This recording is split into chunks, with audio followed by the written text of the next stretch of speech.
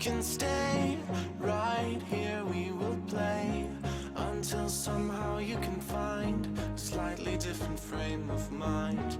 Right here in my arms, away from all harm, you'll be safe from all the flares, although I know you don't care.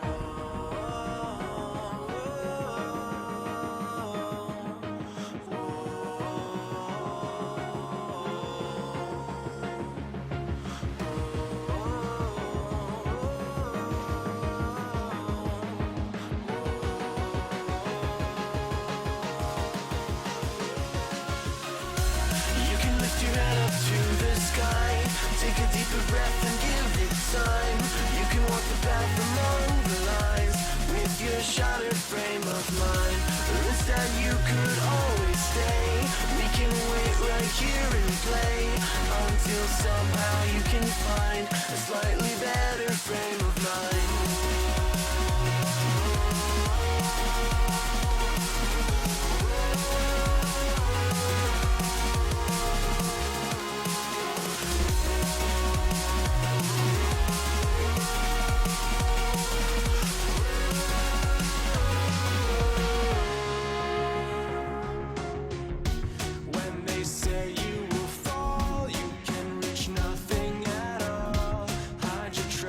Beneath the rug.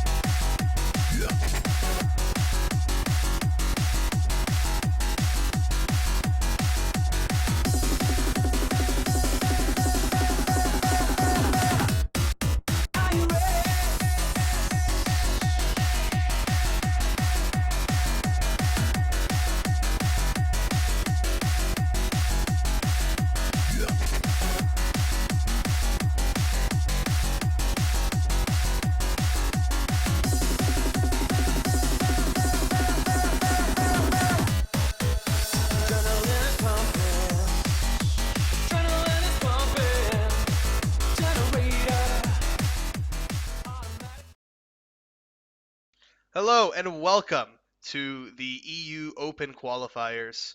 Gonna be casting the game with Joshua. Why can't I spectate? What the crap? No! Trying to watch the stream, the game, but I can't spec for some reason. This is sad. Okay, let's go to op.dg. op.dgg then. No problem.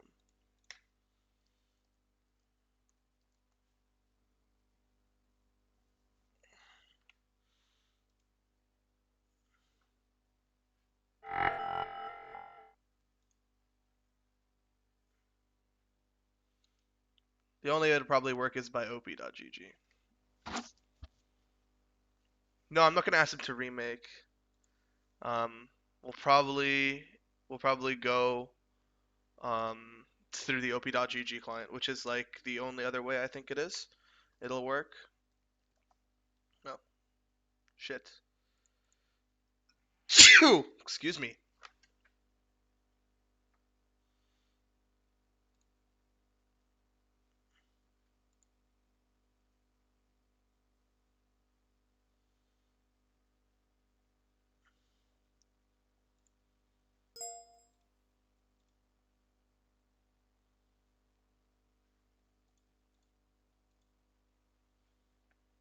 Sound microphone activated. Yeah, we'll likely have to do through opgg. Well, that's what I'm doing now. Give it a second, guys. So we're gonna be following the team known as Fnatic Academy, or rumored to be Fnatic Academy, through their open qualifier run at least tonight. Sad. But there's a 3-minute delay, which is unfortunate. So we're gonna have to wait that out. So until the delay is out, I'll play some more brain power. Atomic, overdrive, blockbuster,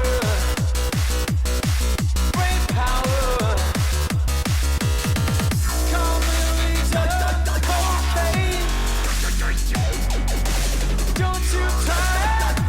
you try, innovator, killer machine,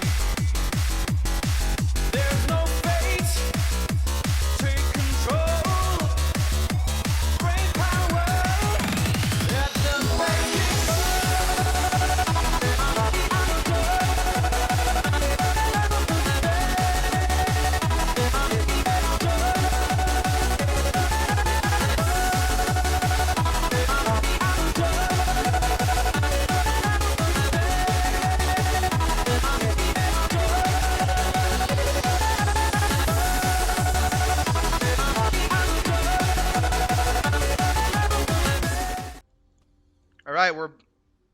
Microphone Alright guys, activated. welcome to the stream. It appears that I had my mic muted the entire time I was talking. So that should be, that was very fun. Sorry about that, friends. Game should be alright. We're spectating through op.gg. So this is Fnatic Academy. Academy versus E-Monkeyz. After this game, we'll likely spectate another one. So I'm joined here by my guester, Joshua Dowsey. Dowsey, how are you, man? I'm good. How are you doing? So he's British, friends, so you're going to have to hear some Joe Miller accents. You've been following EU Open Qualifiers at all? Yeah, no, I shoutcasted with Rapid yesterday. We did 2 series, and both of them were 2-0 stomps, so...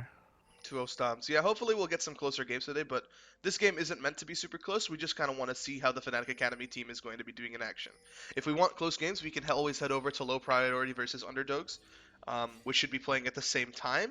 There's also another one, which I believe I'm going to pull up right now. I'm going to figure out exactly what that matchup is. It's Illuminar versus Supernova.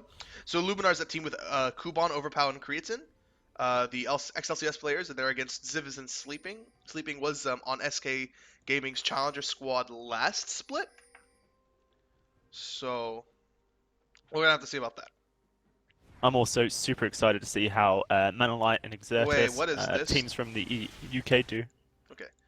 I mean, yeah, I don't think any UK team will actually, strictly UK team will actually make it into the Challenger Series, though, to be completely fair. Yeah, it's... I'm not expecting it either, but, you know, you've got to rep your hometown, right? Hashtag UK scene, let's go. Let's go. Low starts coming out of everyone so far.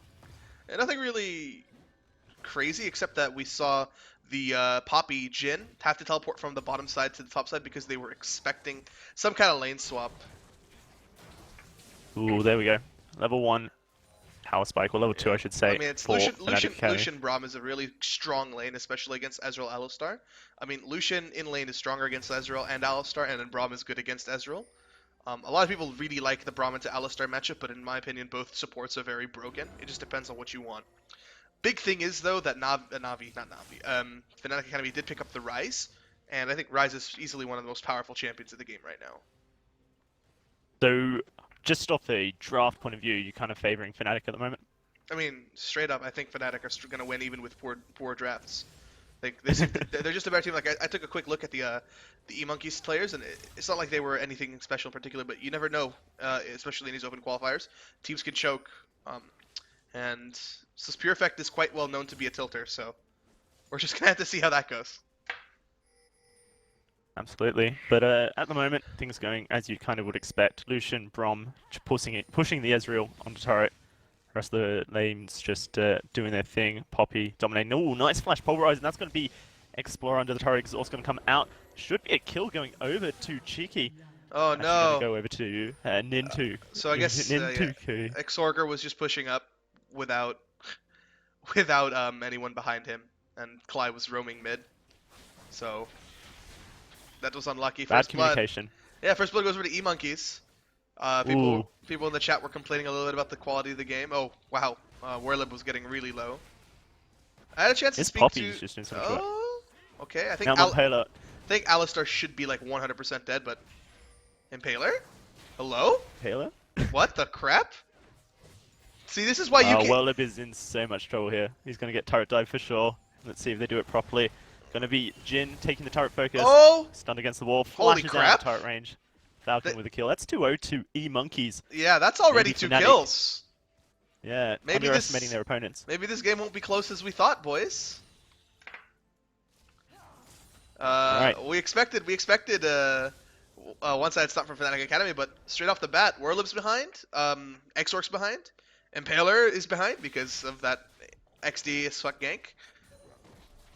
So, I mean, that's very interesting that a Graves got the first gank off over an Elise, because Graves is the type of jungler, especially in this matchup, where you kind of just like farm and outscale, because it's very easy for Graves to outscale champions. And Elise into Graves isn't a particularly good matchup for Elise, because Graves is so tanky, he's hard to kill. Strength of the Ages makes him quite difficult to fight, because he gets not only HP, but he also gets armor from his True Grit. And Elise is kind of a jungler that kind of just wants to farm out the early, not farm out the early game, hyper like aggress the early game. Yeah, get all the ganks off, you know, try and get the lanes rolling. We kind of saw Impaler trying to do that, but without Lucian in lane, didn't go very well. And Cocoon missing, GQ just doing too much damage to the Elise. I think It was a bit weird because they just walked into like a big minion wave, and it's really impossible for Elise to really do anything besides auto attack and Q and a big minion wave. So, all right, let's see. So even though those ganks went down, the lanes that had the pressure still kind of have them. Ezreal, even with the first blood advantage, has to go for tier. And Poppy went for looks like a Spectre Scout will be built, which is good. I like that build, especially against 3 magic damage dealers on the team of Fnatic Academy. There's a gank going on a flashless Poppy. Oh! Yeah, they're gonna. Jin's try a it. god! Look at Well, that! it's doing his best, but Jin, as you said, a god just gets out of there. What a monster! Poppy's just God Poppy. unkillable. No, Poppy is super hard to kill. It's actually one of the most obnoxious champions to kill because her Q is a really good slow, and the shield that she gets is so hard to break through. One thing I forgot to note is that the Ryze is running cleanse, so Oh, the teleport. They're going for this. oh, Not getting the pulverize. The exhaust goes out. Knock up. Nice not stunning, ults. but there's keep a verdict. They might go for the dive. Cheeky looking for the mystic shots, but nah. That's going to be Fnatic walking out of that one. see, it's really That hard teleports. it's really hard for Ezreal to get damage onto the Lucian if ever they aggress because the Braum stand behind me. Sorry, it's unbreakable actually. It's super hard to deal with because it'll just block every single one of his autos and mystic shots. So Lucian is super safe. Yeah, if Nintendo was able to get that pulverize, that would have been like a for sure kill. But unfortunately, flash pulverize didn't quite connect. Now they have to be careful they don't overcommit to doing damage on the turret. Poppy may be a little bit behind on experience, but one thing to know is that Graves is soaking up the entire wave top solo. So he's already level 6, where Impaler's about halfway to level 6. Graves is in like a really good spot now because he's getting so much farm. Yeah, absolutely. That's the jungle dream, being able to soak up a whole solo wave of farm and more. 1 sec. I have to mod an arrow. There we go. No worries. Now he's actually looking for an aggression. Well, I'm gonna pop his ultimate and say no Don't thank think you. there's anything. Oh! Evan has to be careful. I think he's out. Yeah, he's out. He's out. That was a very nice E. Very nice E timing right there. I was for sure thinking that so Spear Effect was gonna hit that W. Oh, Falcon just baiting out. Love it. It's just some cheeky stuff going on in there. Both junglers He's went probably straight to gonna the go for a ages. kill here. Where? No, not quite. Minion wave too big. Nope. I mean, the Poppy into Maokai matchup is like Poppy has the early advantage, but late game Maokai is just a lot tankier and a lot more difficult to kill than the Poppy. But Poppy has potential to do a lot more damage if you knock someone into a wall. Because, I mean, that with oh wait, they actually changed her, right? She doesn't get the auto attack reset anymore. So I actually think that Maokai might deal equal damage to her, and is a lot more consistent in the damage because he doesn't need a wall to hit them too.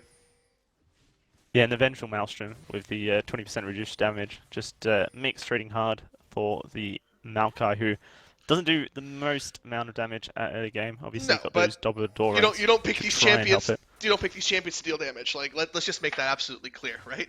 You don't first pick Maokai so that we can say, hey, we're gonna deal a crap load of damage with this champion.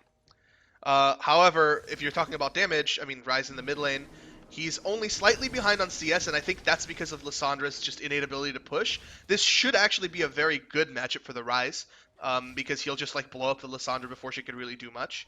So, I mean, he's not even that far behind. I think he's gone through the rough patch of the early game, and even though they're 2 kills down, Fnatic Academy are only down 600 gold. And they're ahead in CS in every lane.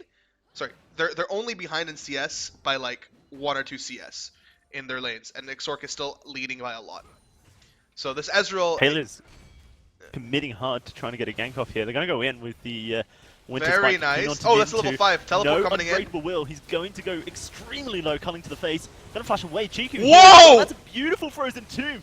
Tanking everyone up, and now Evan going to get the double kill. Going to go for the triple, but it gets stolen away. Cheeky This is with a that disaster! one. What the hell? A man against an army. Can he do it? I think he's going to fall. And there it is. What is Falcon this? with the kill.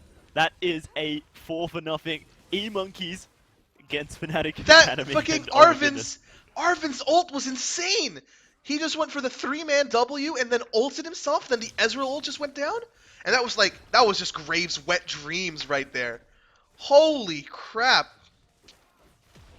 Wow, that is just crazy. Like you said it yourself, you thought this was going to be a stomp. To I thought Fnatic Academy were gonna turned up. I thought Fnatic Academy were gonna shit on these guys. But now they're up 6 kills, 3,000 gold, Freaking Lissandra and Graves got most of those kills. Ezreal picked up one. Alistar already had one from before. That was in total. That was like 4 for nothing. And I honestly think it's all because they had double TP. Because even though Poppy didn't have TP, Lissandra was still able to respond to that play and match the Maokai at the very least.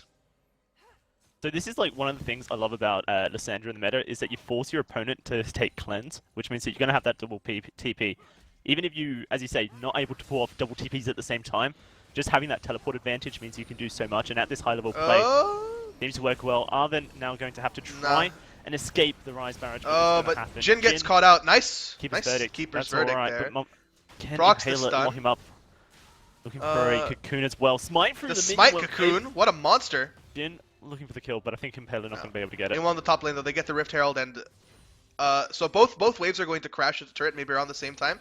I think Fnatic Academy will be a bit faster, but Graves Ezreal plus the Rift Herald, I think E-Monkeyz. Sorry, that name is a little bit difficult. E-Monkeyz is going to have a much faster turret push, and as you can see, like, they understand this. They're just going to have Warlib bounce this wave and let it bounce back, but I really want to see E-Monkeyz commit really hard to a dive here.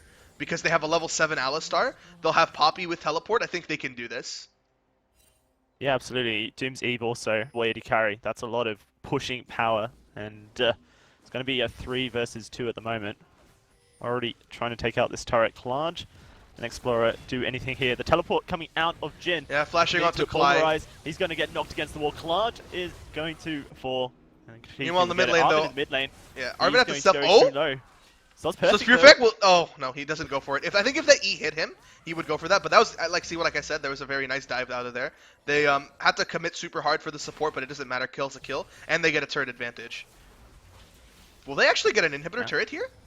I think. They're trying their no, hardest. E-Monkeyz are overstaying way too hard. They just need to take their win and back off and reset. There's Dragon to take on the bot side of the map, but I mean, there's no TP. Wave crushing into the bot wave as well. I was kind of expecting the Maokai to TP in, but he had no TP, so. Feels bad, man. Okay, Amin, I'll have you come in and cast next game, okay, man? Not this game, but next game. Alright, chill. I have Amin in the chat. Just spamming it up. So E-Monkeyz now with a 4,000 gold lead. 4,000 gold lead. I think the big thing that we need to consider is that the Ezreal has basically gotten throughout the early game even or slightly ahead even than the Lucian, which is the big deal because that's their scaling. It's like the Graves and the Ezreal are the main facilitators of this team. Lissandra's not going to be doing insane damage in the late game, though she does do good AoE damage if she plays properly. I mean, Arven? Oh, Arven. Oh, what? There's the prison coming through. Yeah, but oh wait, here comes the rest of the team. Path. He has flash, but no ult. Squad. He's flash, but no ult. They're not going to commit. Yeah. Not going to commit. Clarge is on the other side. Clyde, I should say. Or Clarge? European names are hard. I'm actually Australian, and so I'm extremely ignorant and racist, so can't pronounce European names. No, it's Cly. Say with me, Cly. Cly. Yeah. Pretend an I or a Y. Cly. Nice. Nice. All right. So 4,000 gold lead for E-Monkeyz. I want to see them get better vision inside the jungle because they definitely have a team composition that can punish Fnatic academies. If they catch them out. The only thing is that there's cleanse on the rise, so they need Ezreal to get at least his 2-item spike. So I think he's pretty close to it. No, actually, he's not close at all. He'll need a couple hundred more gold before he can upgrade that tier into a Manamune. Exorc's on the top lane. Very nice. Yeah. I like what they've done. They've pushed out top, rotated mid while Ezreal pushes bottom. So Ezreal gets free farm, and they're trading Lucian getting some farm for the mid turret, which is surprisingly good macro play from a team I've never heard of before. Is that something? I guess something I should say. And surprisingly poor reaction from 1, 2, 3 former LCS players. Yeah, it's you would expect them to be the Dream Squad, but I guess not all Dream Squads gel like Immortals do. So gonna have to try and find their synergy, try and find their. Oh, Werlib had to flash, but he still gets slowed. Flash on Alistar still. He could do it. There we go. There's the push. Head buys Qualifiers, and now I think Werlib should die. There's Ventilation. Yeah, very goes nice. Down. Malkin with the kill. That was very good. The Graves getting more kills. didn't even burn too much. They just burnt 2 summoners, and they have all the pressure now on the map. All 3 side lanes are pushing into their team, so Graves pretty much gets to take their jungle. So I was asked in chat if I could play team fights once again. I will try my best, but the thing is, I have to remind you guys, I'm not actually at my PC at home. I'm streaming from my laptop at my mom's house because my apartment got unlucky and is being renovated. So it's a bit difficult for me, and the quality may not be as good. If the stream does get too laggy, and after this game we can discuss it, I'll have Joshua over here stream for the rest of the games from my channel. So just keep that in mind. I apologize, but it'll be better for the next coming matches, I promise. So, if you're Fnatic Academy right now, what would you be thinking? How do you get back into this game and start building up a lead? So, CJ Amin just spammed in chats, E-Monkeyz will throw, mark my words. I'm expecting, the only way for E-Monkeyz to throw is if they go way too aggressive on a dive, because their composition is built around diving, right? And the Maokai is able to soak up so much damage that he's able to keep Ryze alive to one-shot the entire team. Basically, like, right now, the only champion that isn't so far behind is the Ryze. Sauce Pure Effect is actually the hope of Fnatic Academy right now. So if Ryze can at least get his damage out and survive the initial brunt, then I could see Fnatic Academy winning. Yeah, and of course this is a best of 3 as well, so if Fnatic Academy are not able to come back from this, they do have a chance to rethink, recoup, and get their game on for Game 2. At the moment, E-Monkeyz with a 4,000 gold lead, and I mean, okay, so a Rift Herald for themselves as well. Even if E-Monkeyz win this game, do you think that they'll actually win the series? Because I'm unbiased, dude. You know. Yeah. I mean, totally unbiased. so I know Pure Effect a little bit, and he's a bit of a tilter. So hopefully, even if they do lose this game, it won't go into his tilt mentality a bit, and hopefully Clyde can rally the troops a little bit here, because it would kind of be disappointing if Fnatic Academy don't make it to the EU Challenger Series. Yeah, absolutely. It's not what you would expect from a team with such a great organization behind them. Obviously, allegedly a great organization again. They are obviously chocolate oranges. We don't know 100% confirmed, but speculation and all that. Going to be E-Monkeyz now onto this mid lane turret, but Fnatic Academy not letting up. Nice wave clear with the Ryze. Yeah, 4-man siege against 5. Poppy gets the pressure on the bot lane, and they have top slow pushing. So again, better wave control coming out of E-Monkeyz here. Fnatic, they're trying to stall out the game, but I want to see them actively looking to push waves out and get better defensive vision. Because let's take a look at the blue side vision. It's okay. It could be better, but then red side vision is very weak. It's very selective. They need, I think, more on the bot side of the map. So right now you're looking at Fnatic Academy's vision. So you're basically looking at how the waves are getting set up and how they're getting dived. So we talked about how E-Monkeyz are ahead, but they've maintained a 5,000 gold lead. Oh, Ezreal! Oh, GQ! Almost going down, has to heal away from that one. But E-Monkeyz, they haven't really pushed their advantage as much as you would expect them to. They got 5,000 gold lead, and they've just kind of sat on it for the last 5 or 8 minutes. So at the moment, Fnatic Academy kind of succeeding in their aim to just store it out and try and get Ryze to this I'm going to be completely honest with you. late I game. actually don't think E-Monkeyz know how to push their lead besides pushing waves and trying to siege, which is fine. I mean, it's actually difficult to try to get to dive this composition because, again, if you don't kill that Ryze instantly, he will kill you. He's so strong right now. So I think E-Monkeyz, what they're going to try to do is they're going to try to bait Baron in the next 45 seconds, and then try to like do Drakes and Baron baits while pushing out the sideways. Because that's what I want to see them do, is bait Baron, especially with Lissandra and Poppy. It's really, really easy to make picks and burst someone down with that. Yeah, absolutely. So have to see if they have it in them to play a bit of macro game here. They obviously knew what they were doing in the early game, but as you said, not really looking like they understand how to push their advantage at this point. We'll just have to see. I like that they're invading together.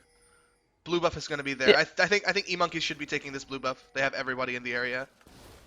They want to get this inner turret in the bot lane. Try and Very get difficult. another turret lead for themselves. Very difficult since We're everyone's going to tank rotated. that one up. Jin here as well. There's Cly. It's Just really going to hard for Graves and Ezreal to get damage down when there's a Braum on the enemy team. That's kind of like... That's just why Braum is so broken, in my opinion. One of the most broken supports in the game, because if he just puts up his E in a team fight, you have to wait for it to go down or fully disengage, because you just won't deal as much damage if their backline has adequate damage.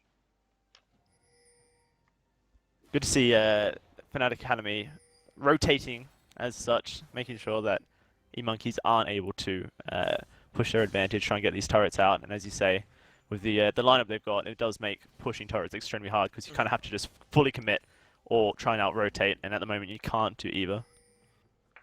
I think stalling game benefits Fnatic Academy a bit more, simply because like again the Ryze is just so strong in the late game, and honestly Lucian isn't even that bad once he hits like 3 or 4 items, so I think they definitely have a lot of maneuverability. But I mean Ezreal is also not terrible in the late game. He's not actually, Ezreal's really good, but I don't think that when looking at their team they'll have enough damage to really kill this Ryze. They have good burst for like the mid game, but once I think Ryze gets an MR item and Lissandra starts falling off when other champions have like 4 or 5 items, it'll be a little bit more difficult. Like what E-Monkeyz have resorted to here, a bit of a 1-3-1. It's with the 3 in the bot lane. Yeah, double TP makes sense as well. 1-1-3 so. Since they have double TP, and Ryze is running cleanse, so he has to stay. What I want to see is yeah, specifically just because this turret there is what they want. Then after they get this bottom 2 turret, I think they'll get it now, or they'll be getting it close. They should go back to mid and try to get that. Looks like they're going to attempt it now. Pleasantly surprised by the Ooh. okay. Oh, Poppy from the Ooh. side, and yeah, this is to keep its verdict. this is the That aggressive. was a really bad like engage. Yeah, this is the aggressive dive I was talking about. That could be the spell of the downfall, but no summoners burnt on E-Monkeyz, and a flash and a cleanse down from the Ryze. 2 very important summoners for him to fight properly.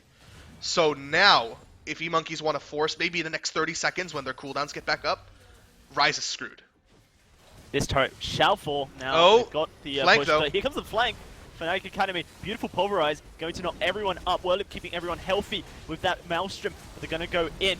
Jhin onto Lucian and he falls. That's going to be a kill onto Maokai as well. Oh! Now E-Monkeyz putting the trigger into it. Can you get out? He does. They're all solo. Now they have to run. Everyone's solo, but they get the double kill. Not And gonna get too they'll much just for just this. be able to kite with the Ezreal Qs there.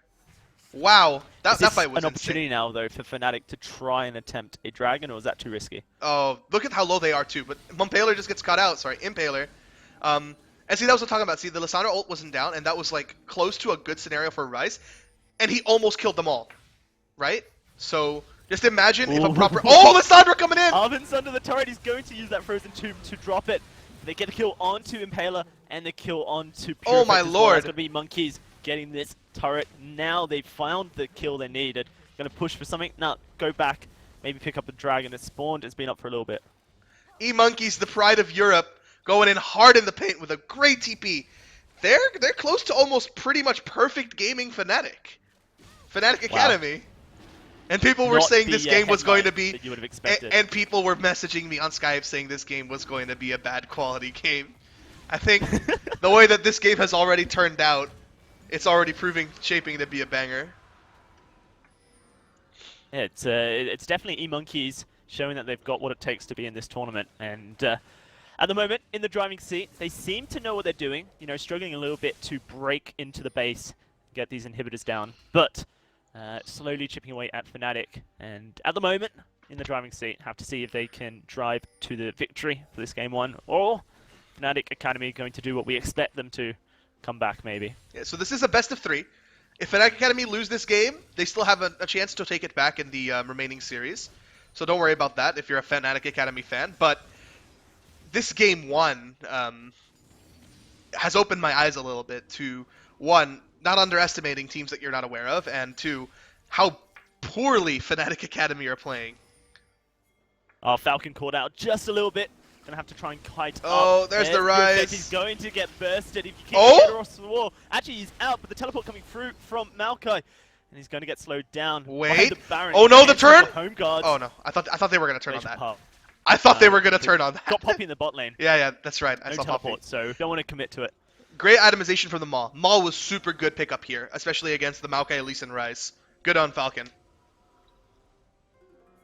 Yeah, really nice by Falcon. He's so tanky on this Graves. Think he'll get a rapid fire cannon or a static shield Looks like next. it's a rapid fire cannon. I think it's a good game for rapid fire cannon. They're gonna try to pick Cly off. Oh yeah, the Frozen Tomb onto the support. Very nice pick. GQ will get it. Are they gonna go for more? They'll just kite out. Perfect. I like that. I thought that's a very nice pick. Now they have complete vision control. I don't know if that'll open up Baron, but it may actually just open up this mid turret here. Yeah, without the Unbreakable Shield, they can try and get a lot of damage onto it. But they've got the bot lane pushing, so maybe they'll try and commit for an inhibitor instead. I don't like this. I think they're trying to overreach here. I think they really should just. Oh, they're actually gonna go for both. Yeah. Oh, I see. They're Exorca caught. Explorer locked up, and there's the Keeper's Verdict. He's going to be able to walk away from this one now. Jin getting aggressed on a lot of damage onto this tank. Going to walk away from the culling, and that inner mid lane turret does fall. So now it's just inhibitor turrets. Now it's all inner and outer turrets down. The only turrets left are the inhibitor turrets and the Nexus turrets for Fnatic Academy. So 10,000 gold lead for E-Monkeyz. They're in complete control of this game. Somehow, yeah, E-Monkeyz have 13 kills and 0 deaths. Now they're pinging Baron. So next mean of core is ward up of the Baron area. You can see Fnatic Academy got decent wards around it, but they will get cleared out. And I think it's a good move by E-Monkeyz. They can't fully commit to the turrets unless they have to. They're very disciplined. Actually, I think that's what I'm most surprised about is that they're very disciplined in how they engage. They always only engage when they have flashes up, and when they're coming in from places that they have vision in, like where Fnatic don't have vision. They're very disciplined about these engages, so they're going strictly for flanks, which means that the E-Monkeyz engages will be carefully thought out and to the point where they won't literally just go in on any chance they get. They'll actually look for the better fights and choose to avoid bad fights, which it's honestly very nice to see. I don't want to say low-level teams because I don't want to be insulting anyone, but I mean, realistically, this is the open qualifiers. This is like below the level of Challenger Series if you really think about it. So it is technically like low-quality gameplay, but it's just nice to see good methodical play out of a team that, again, I've never heard of before. Yeah, absolutely. So now E-Monkeyz going to try and bait out this Baron area, but Ninten a little bit caught out. Unbreakable Will going to come out. I thought he would have to flash. Damage. That's fine though. Yeah. They can always wait out the ultimate. So now what they're doing, back to the 3-1-3, 1-3-1 even. Jin in the bot lane, just pushing in. They've got both teleports available to them, so they can start baiting out the rotations, I guess, from Fnatic Academy. Well, missing that twisted advance just a little bit. We'll forgive him, but he's tanked up against the wall now. It's going to take a lot of damage. This could mean that the fight for the Baron will start up soon. Well, Jin doing so much damage onto this Maokai, and there they go. They started at 2,000 health. They're looking for the Baron, but the fight's going to start. E-Monkeyz is so loaded. 10's going to It's fall. the throw! And goes as well. Baron Graves got the Baron! By the E-Monkeyz, and now they're going to try and turn the fight around. Here comes Jin. Oh my god, they win it! He's doing his best on the backline. Chiku's looking for them as well. Double kill for this Poppy will be the triple kill. Oh my lord. And Jin turns that fight around. Baron over to the E-Monkeyz. 16-2. It's looking good. Oh my god, I thought that was going to be the throw right there. But the E-Monkeyz had everything under control. That was a risky freaking Baron there. That was super really risky. It looked for sure like E-Monkeyz were too low to commit to it, but they had the right idea, and now they're going to take this inhibitor turret in the mid lane, go for the inhibitor as well. E-Monkeyz, as you say, very disciplined. They know what they're doing, and they've got this huge gold lead, 13,000. Yeah, surprising breakout performance from up-and-coming rising superstars E-Monkeyz. I think if you're an LCS team right now, you should consider to pick up any one of these players. They're top quality, coming in, destroying Fnatic Academy. Only 2 kills in the game are on Exorc. He's been having a rough game. 2 and 4. I think everybody on Fnatic Academy has just straight up been having a rough game. Hopefully it's not a rough series, because I want to see a competitive series. Oh yeah, absolutely. This is the moment where you're Fnatic Academy, you're going, wow, what just happened? We need to sort this out. So they hopefully will come back at it with a better draft, a better strategy, maybe pull out some high See, I don't think it was the draft. I just think that they played like garbage. They took really poor fights. They don't want to be taking these double TP fights, right? The Lissandra doesn't have cleanse. At any point, Ryze could literally just flash W her pre-6, and Elise can follow up with the flash cocoon. So that should have been the lane that Elise camps, is the mid lane. But you don't make plays on the bot lane when you don't have TP. You see what I mean? And because E-Monkeyz got there faster, like the Lysandra play in the early game, which actually before the end of the game I'm going to replay.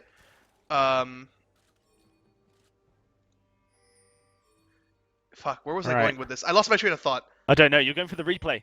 No, I'm not gonna show it At the now, end but of the game. I mean, if you don't get there on time and the Lysandra gets time to set up, you're going to lose the fight. Like, Yeah. straight up. No. And that's what happened. Like, it was risky from the sense that they got really low. It was quite early on, but they played the, I guess, the aggro game well, swapping it out, making Oh, sure this that the Ezreal tanks were the ones damage. to do it. Wow, he is so far ahead. But Nice. here comes the flank from Werlip. They're Oh! looking for the kills, and they're going pretty good. That's a kill onto Chiku, and then 10 going to 4 really low. Unbreakable Will. He is unbreakable for On now. top but lane, now though. he's just a cow. Top lane, it's the push. Oh, from wait, the Falcon? Poppy and Can Lysandra. Falcon do it? Falcon's going to fall. That's Fnatic Academy, maybe just turning a little bit too much as one Nexus turret goes down. That's The two! second Nexus turret's going to go down. Oh my god! E-Monkeyz, you can't commit. Oh, he one-shot him! Wow! But there's the turnaround for Soz Perfect. 4 And that for is a 1 beautiful and an play. open Nexus. 4 for 1 and an open Nexus. This game is full of Wow. surprises, my friend. Wow, what a game. Number 1 surprise, E-Monkeyz. Yeah, Number 2 it really surprise, is Fnatic just Academy. E-Monkeyz. Well, this is a series, hopefully, for us, as this game will end shortly. E-Monkeyz now broken the gates, got 2 inhibitors down, and the Nexus is open. So hopefully group up and try their luck. They've got the team fighting capacity against Fnatic Academy at the moment, and they're 1,000 gold up. 10,000 gold right now. Fnatic Academy actually managed to close up the gold lead a little bit, but I mean, there is literally nothing left on the map for Fnatic Academy. They literally only have 1 turret and 1 inhibitor left. That's all that's left standing. So this is a very dire situation for them. Not to mention, they've only got 1 turret themselves. They've really just not had any luck when it comes to these. Oh, but neutral it was a objectives. beautiful TP flank. That was a perfect setup for the team. I mean, I had E-Monkeyz been 5, I don't think it would have ended that way. But really good of Fnatic Academy to try to make something happen. It's really late, though, I think. Don't think that they actually will be able to win this game unless E-Monkeyz really, like, screw up somewhere big. Right now, they have 2 pushing lanes due to the inhibitors down. That should honestly kind of be a free bot lane inhibitor. And I feel like without those up, it'll be very difficult for Maokai to find and lock down this Ezreal. So, of course, we don't know the bans here, Broken Shard, but what would your be, as a coach, you know, obviously this is what you deal with, what would you be looking to maybe take away from E-Monkeyz after seeing this game? E-Monkeyz for LCS. Can we get that spammed in the chat? E-Monkeyz for LCS. Oh, the Rise coming in. Nah, nothing really. Is Jin just going for the back door? Oh my Yes, god. look at this. Oh, there he goes, Jin! No, no, no! Oh, well, it's gonna turn him on his head. Dude, It's gonna be- E-Monkeyz, they don't need to do this. They could just win properly. They don't have to style on this. Looks like they do, though. We're Jin gonna is... get the inhibitor, though. Jin, Oh. gonna keep his verdict, gonna try and Yeah. escape Soz Perfect, but that means that this What? inhibitor... Alistair will ult for the fall. turret. Oh, the Lysandra! She goes in. Yeah, Lysandra is Nice not able to pulverize. do enough damage. There's a good unbreakable. Falcon? Impaler, frozen tomb. Falcon taking so much damage. Perfect will get the kill. Now they're going on to Ninten. Ninten will fall. Purefect with the double kill. Werlip going low. He will fall, but Purefect looking for the triple kill. Meanwhile, Jin is just Okay. backdooring. Jin is just back. Backdooring. Oh, he's going for Impaler. He's onto Impaler. Impaler with a repel. GQ. What the going crap? for it. He's gonna fall. Oh my GQ god. gets the kill. Onto. That's gonna be E-Monkeyz winning this game. Jin, let's go. Ladies and gentlemen, E-Monkeyz with game 1 of this best of 3 series against Fnatic Academy. Unbelievable. How did they lose? Wow. I feel like they didn't respect E-Monkeyz whatsoever. Yeah, coming into this straight game. up, I think they didn't respect E-Monkeyz. They got behind, and then they just didn't know what to do from there on. So, I mean, what else is there to say besides that, right?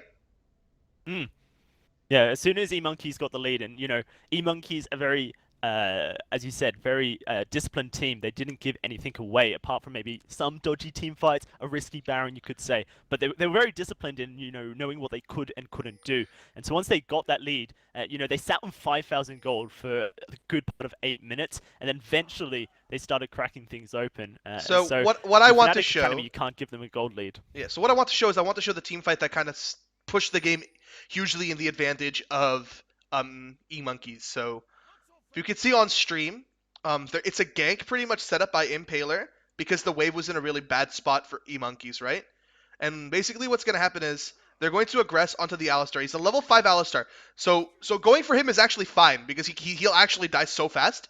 The double stun with the Braum stun and the Elise Cocoon. So the target choice was definitely good. But here's the thing. Look at the TP placement from the Lissandra, and Maokai has to run away because Poppy's pressuring for him to TP. So Lissandra's going to get here first. Ryze doesn't obviously have TP, he has to cleanse this game. So what's going to happen is this. Graves is going to run around. So he's in position for follow-up, and Ninten is going to almost die.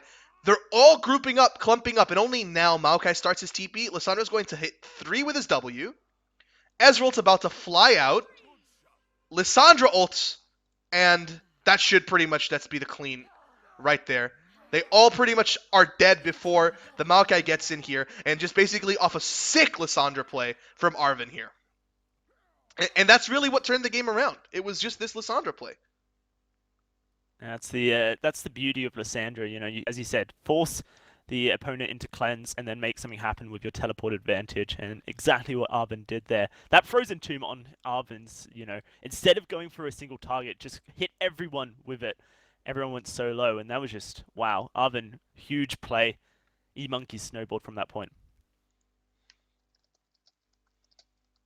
Freaking EU toxicity in my chat. Okay, so we're going to wait for the next game. Could we go and check to see if there are other games going on right now? Yeah, I guess we could. Actually, Let's have a I look. need to start modding some people in my chat. I'll mod Cosq. I will remove Amin from mod. Remove Perks from mod. Feels bad, man. Just kidding. I would never unmod CJ Amin. No, only watch Fnatic game, please. Okay, in that case, then we'll go on a short break. Then we'll just put on some music. Thanks for watching, guys. My co-caster is Joshua Dowsey. Did I pronounce that right? Yeah. Yep, Dowsey. If you want to plug in your Twitter, so people can follow you. It's, at xDowsey. I don't think I can type it in chat. I can do it. No So worries. follow at xDowsey on Twitter if you like his casting. And yeah, we'll be back for game 2 against Fnatic Academy versus E-Monkeyz. It is a best of 3, so right now E-Monkeyz are up 1-0. Thanks for watching, guys. I really appreciated it, and hope you enjoy the music.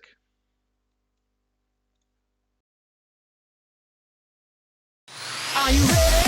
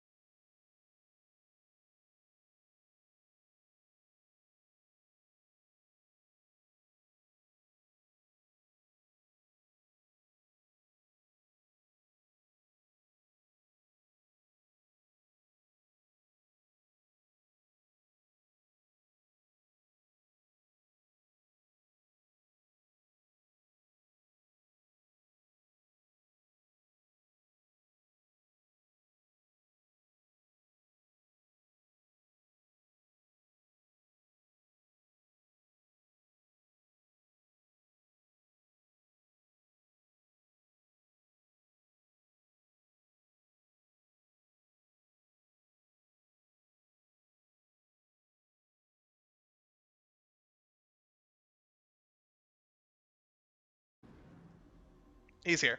I promise you, he's here. His mic's just muted. Might There be we go. muted. Yeah. So we're in game 2 of Fnatic Academy versus E-Monkeyz. If you weren't here for the last game, E-Monkeyz won the first game. So it looks like we're having a little bit of a different draft here coming out of Fnatic Academy, but it's the same bot lane. It's Lucian Braum, Kindred for Impaler, and Azir for Azir for Suspire Effect. So I I think like Impaler going to the Kindred. Like, I don't know if you've spent much time watching the ESL UK Premiership, but Impaler on Kindred equaled a Fed Impaler almost every game.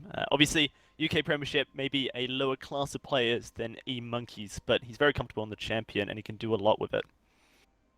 yeah, I mean, I don't watch UK scene because I kind of like myself, but Yep. well,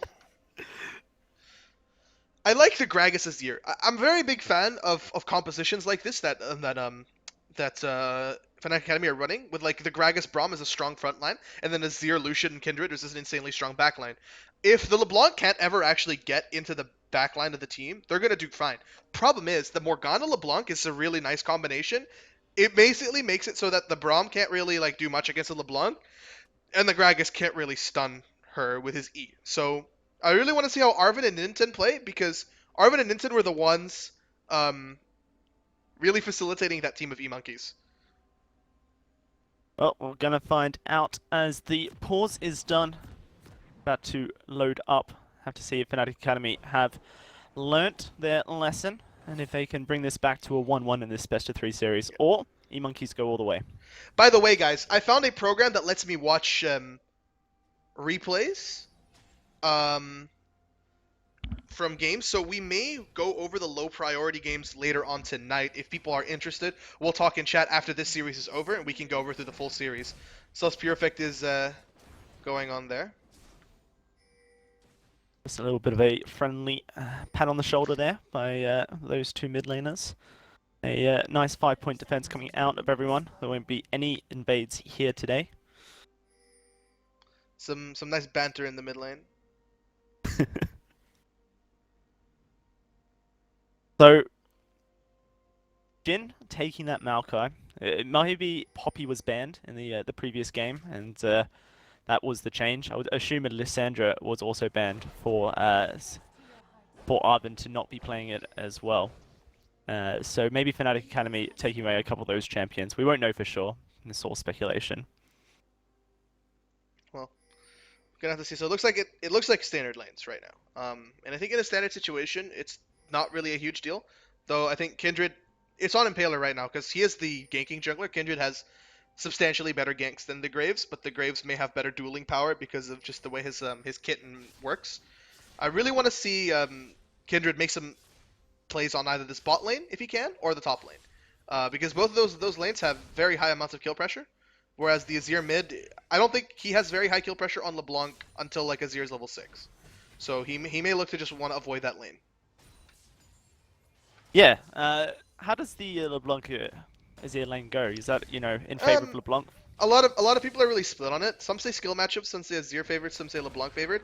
I think it's like lane wise, it's a little bit LeBlanc favored if the LeBlanc is good, and Clyde Q's a minion by accident, so they won't get the strong trade on the Braum there. But you can see like Purefect's playing this lane like okay, he's pushing it in so that LeBlanc really can't do much. So in this situation, if LeBlanc just keeps getting pushed in, then yeah, it's going to be fine for Azir. Hopefully, hopefully there are some like mid laners in my chat that can explain the matchup a little bit. Yeah, we know Arvin is good, so hopefully he was really good. No. Okay, one thing we have to know is he was really good on the Lissandra. That was a really good control mage. It's a completely different style that we have going on here in a way that you kind of go around flanks, but you don't go for like the huge AoE damage in CC. You go for the one shot. So I want to see if Arvin can perform on a different type of champion this game. So far, a little bit of trades going back forward. It is Pure Effect who is winning them mostly with those Sand Soldiers. Yeah. Does pop the well, LeBlanc actually is completely out of potions right now, so yeah, potion advantage there for Pure Effect as well. Like to see I guess Explorer what is his name? X-Orker. It's a X-Orker. not dying 1v2 to the bot lane of E-Monkeyz, because that was really like the turning point, allowing GQ to get ahead on this Ezreal. Theoretically, Braum, Lucian should be able to pressure them out quite easily. The Morgana's an interesting pick, because the only other Morgana I've ever really seen is Afro in NA, and he's really good in this Morgana, and Morgana into Braum is technically supposed to be like a good matchup for the Morgana in lane, but you pair it with the Ezreal, it's not really that good anymore, so it's a very interesting pick. I think the only reason they picked the Morgana is to facilitate... Ooh. Oh. Yeah, that was not good, taking 2 turret shots on Jhin. Yeah, and both junglers are topside, so they're gonna spot Impaler. Kindred is spotted on the ward, but is that 2 marks now? No, that's only one. It's only 1 mark. One mark for the Kindred, so getting 1 mark of the Kindred's pretty good. At the moment, seems to be fairly even. Mid lane seeming to go in the advantage of Pure Effect at the moment. Blanc has had to recall, go back, double Dorans and a pink ward purchase for the Morgana, LeBlanc even. We have some NA mids in the chat. Dan's game, NA mids. No, I'm just joking. It's quite a slow-paced early game. We kind of had that in the beginning. This is where it gets really exciting. Impaler and Falcon. Both top laners flash there. Yeah. They're not going to engage. They're just going to walk away. Looks like it'll be a flash for flash, but Maokai can base and TP, and Graves can hold the lane and then even wave clear it. Now GQ going to be in a bit of trouble. That black shield onto Ninten. Here comes the heal. They're going to pop Ninten up. Exorca in the... Wow. So that looks like a slight summoner advantage in favor of Fnatic. They still have their heal on Lucian, the flash on Braum, so a 2v2 going in the favor of Fnatic Academy, which is honestly they need it. Like last game didn't go well for them at all, right? So they really need a good laning phase this game so that they can keep their morale up. Yeah, no, Exorca getting killed 2v1 in lane, and then the beautiful TP from Arven to turn that lane around. Braum Lucian obviously a much stronger lane than the Ezreal Morgana, so it should be going in favor of Fnatic, and at the moment seems to be. There's the difference in buys as well. That's a BF sword for Exorca. I mean, BF sword Lucian versus tier mana crystal. Oh, Arven in a bit of trouble here, but Arven, the wall. Well, Arven managing to get away, but Is that him? will get the kill. Now onto Falcon. Can they slow him down? The heal comes through from Pure Effect to speed everyone up. Falcon getting slowed down just a little bit. Impaler still wanting this chase. Do have Jhin roaming around on this Maokai, as well as Ninten as well. Yeah, But a first blood for Impaler. Ninten showed up here. Doesn't look like there isn't going to be much, and LeBlanc dying for first blood in this matchup is very bad. Very good game coming out of Fnatic Academy, and starting to play a little bit more like the team that we were expecting a little bit from them. And by that I mean like not like boosted animals. They've lured E-Monkeyz into a false sense of security with the 1-0, so now Fnatic going to decide to stomp them. Of course, that was their strategy. Works every time. Oh dear. At the moment, it's a Balmy Cinder to a Ruby Crystal in the top lane. Well, with an advantage. There's the explosive cask onto Jhin. The Vengeful Maelstrom is no popped. flash. He's going to take a lot of damage. Impaler doing the work. Nice knockback. Might not be enough though. Impaler, one more auto attack. Maybe you can get it. They're going for the turret dive. Beautiful body slam from Werlip, and he should be able to walk out of the turret as well. Falcon not on the top side. Nice so gank. That's 2 kills now for Fnatic. That's already 2 kills coming out of Fnatic Academy, and on the lanes that they really needed to win. The Azir needed to equalize with the LeBlanc as much as he could in the early laning phase, and he got that. And Impaler went up top, got a kill on himself, and helped the top lane matchup skew in this different state. Oh, but Pure Effect in a bit of trouble. So low. One auto ult, boom! The kill. There's the collateral damage. Meanwhile, on the bot lane though, the bot lane. They should be getting away. Ooh, Werlip looking for the kill. The barrel goes down, and he will get it. And have to see if Werlip will be able to chase it down. Or Exorca and Cly actually losing that trade with the True Shot Barrage coming out, but they've got the pressure in lane, and they can continue to pressure in onto the turret. The culling onto GQ has to arcane shift away from that one. The moment dealing out damage, and GQ has to respect it. Bit of an overkill, not overkill, overcommit from the Graves of Blanc. They got a kill, but it traded back for the teleport of Gragas, which means that they will have a TP advantage in about, let's see, when is Maokai TP's up? In about 55 seconds. Okay, 55 seconds, and it looks like Klai and or Xorker are just constantly pushing the bot lane, so there is an opening, and I really want to see E-Monkeyz do something with their TP like they did last game. They seem to be quite good at setting up TP plays. Hopefully that doesn't change this game. Maokai's a fantastic champion for setting up a bit of a flank, so much CC, so indeed have to attempt to get those deep wards in. At the moment though, Exorcia going back, a Cole picked up for Wow, Exorc is like GQ. 25 CS ahead of this Ezreal. Yeah, 400 this is gold a just off completely CS different alone. game in the bot lane. Last game it was Exorcia 1,000 gold up on his counterpart. This game, quite the opposite. There's a streamer shuffle. No, not quite a streamer shuffle. Arvin going to take a lot of damage. Can he shift out of this one? No. Here comes Falcon. Tilt pure effect. Ninten who steals the kill, secures it, of course. So I'm not sure he needed to do that, but I mean, as he wishes. you have to secure the kills here as your support. Do or die. Ninten roaming around the map. He's been doing some good roams, you know. Prevented the chase from Fnatic and obviously helping out his mid laner there. Have to see if it affects GQ too much because he is down by 20 CS at this point. Like I mentioned, people are talking about the stream. Like I mentioned, I'm streaming not from my apartment in Israel. I'm streaming from my mom's house on my laptop on Wi-Fi. So bear with me, boys. It's not as bad. It wasn't as bad last game. So hopefully it'll fix. Like what E-Monkeyz are doing here, putting some priority on stealing away these kindred marks. Gonna secure that Rift Scuttler, and means that Impaler will only have 2 kindred marks at the moment. Obviously, it's really important for Kindred to get ahead on that front. E-Monkeyz just trying to deny it as much as possible. Blue buff on Ninten, which means that they can just literally spam spells in this lane. It's not a bad thing, but the Ezreal, like they picked the Ezreal. They seemed to like the Ezreal into Lucian last game, and last game it was facilitated because of the strong player on bot lane. He was able to get out of his lane phase. He was still behind, though. Like he was still behind a lot.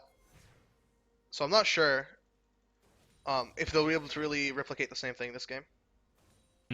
At the moment, all the lanes for Fnatic Academy are winning as far as CS is concerned, if not marginally. But you know, you got the kill lead and CS lead for Whirlip.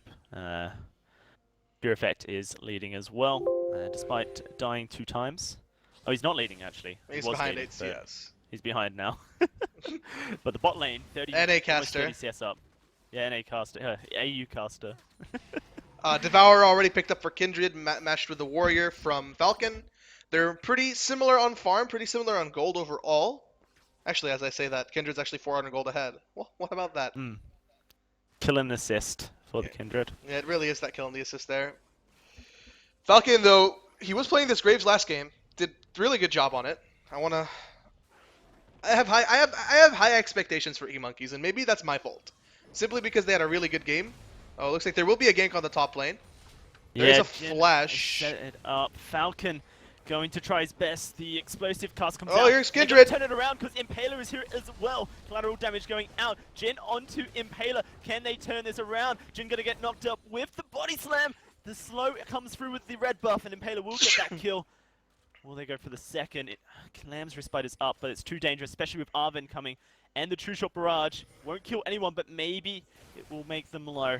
I don't think it's going to hit anyone either. So Arvin kind of just came in there, popped his head, and ran away. Said goodbye. Sick roam. Sick roam. Bot lane. Hard when you don't have teleport.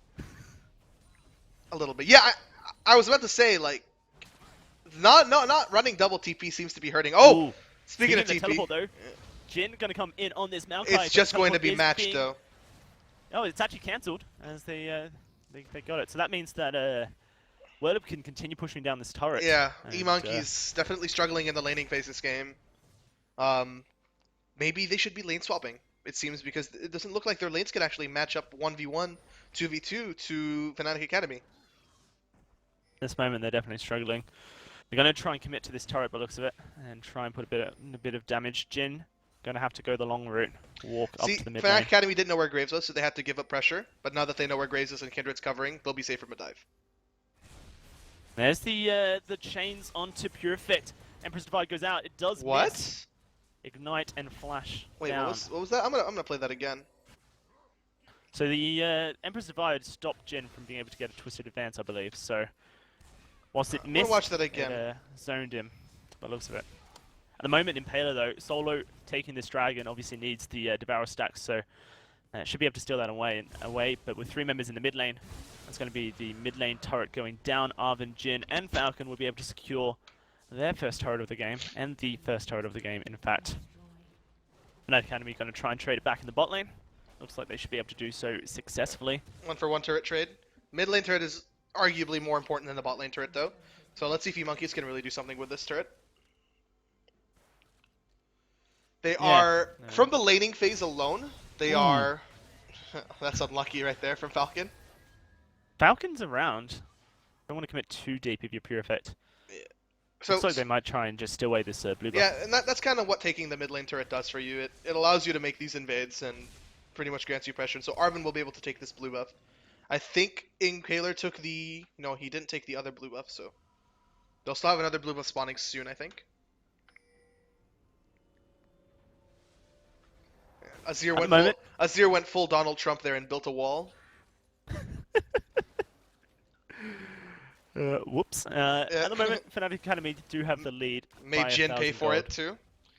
Yeah, that's strictly off the laning phase though. This is basically, I would say right now is like quote the end of the laning phase because the lane assignments are coming out. You can see the Lucian is in the top lane, Ezreal's still in the bot lane. They want to just have him farm and Gragas is meeting him up there. But through the laning phase, Fnatic Academy show that they know what they're doing. And E-Monkeyz struggled a lot this game. They didn't have as good of an early game as they did last game. Right. That's the, oh no. Not quite the turret going down. Well, that's in the bot lane. Putting pressure on Flash Cheeky. is onto... Flash body slam. And there's the explosive casket as well. Flashes away from the barrel, but it still connects. Cheeky, you're going to fall. Wow. Sunfire capable. Kasanovic right there. Yeah. Where are now, they, boys? Fnatic Whoa! Academy trying W to on the take this minion! turret. They're going to go for it. Falcon's here. Does no damage Blocked because out the with wall. Unbreakable shield. That's just going to be the end of that one by the looks of it. Fnatic Academy able to continue pressuring up. Arven and Suz Pure Effect are roaming up to this top lane. Looks like Arven may get there first. Pure Effect is on the back line though.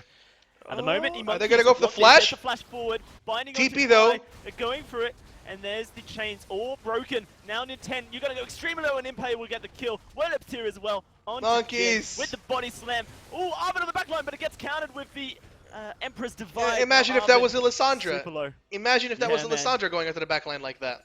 That would have been so different. Can only assume that it was banned away from Arven because his Lysandra was just so good last game. LeBlanc's not quite matching up. It's going to be Fnatic Academy with their second turret of the game and a 3,000 gold lead. Now Whirlip and Impaler are going to try and take this Rift Herald. Arven is waiting around. I'm not sure if he knows. Looks like he does. Going to go over. There's the Lamb's Respite to keep everyone healthy. They should be able to secure this Rift Herald in a second. And they do.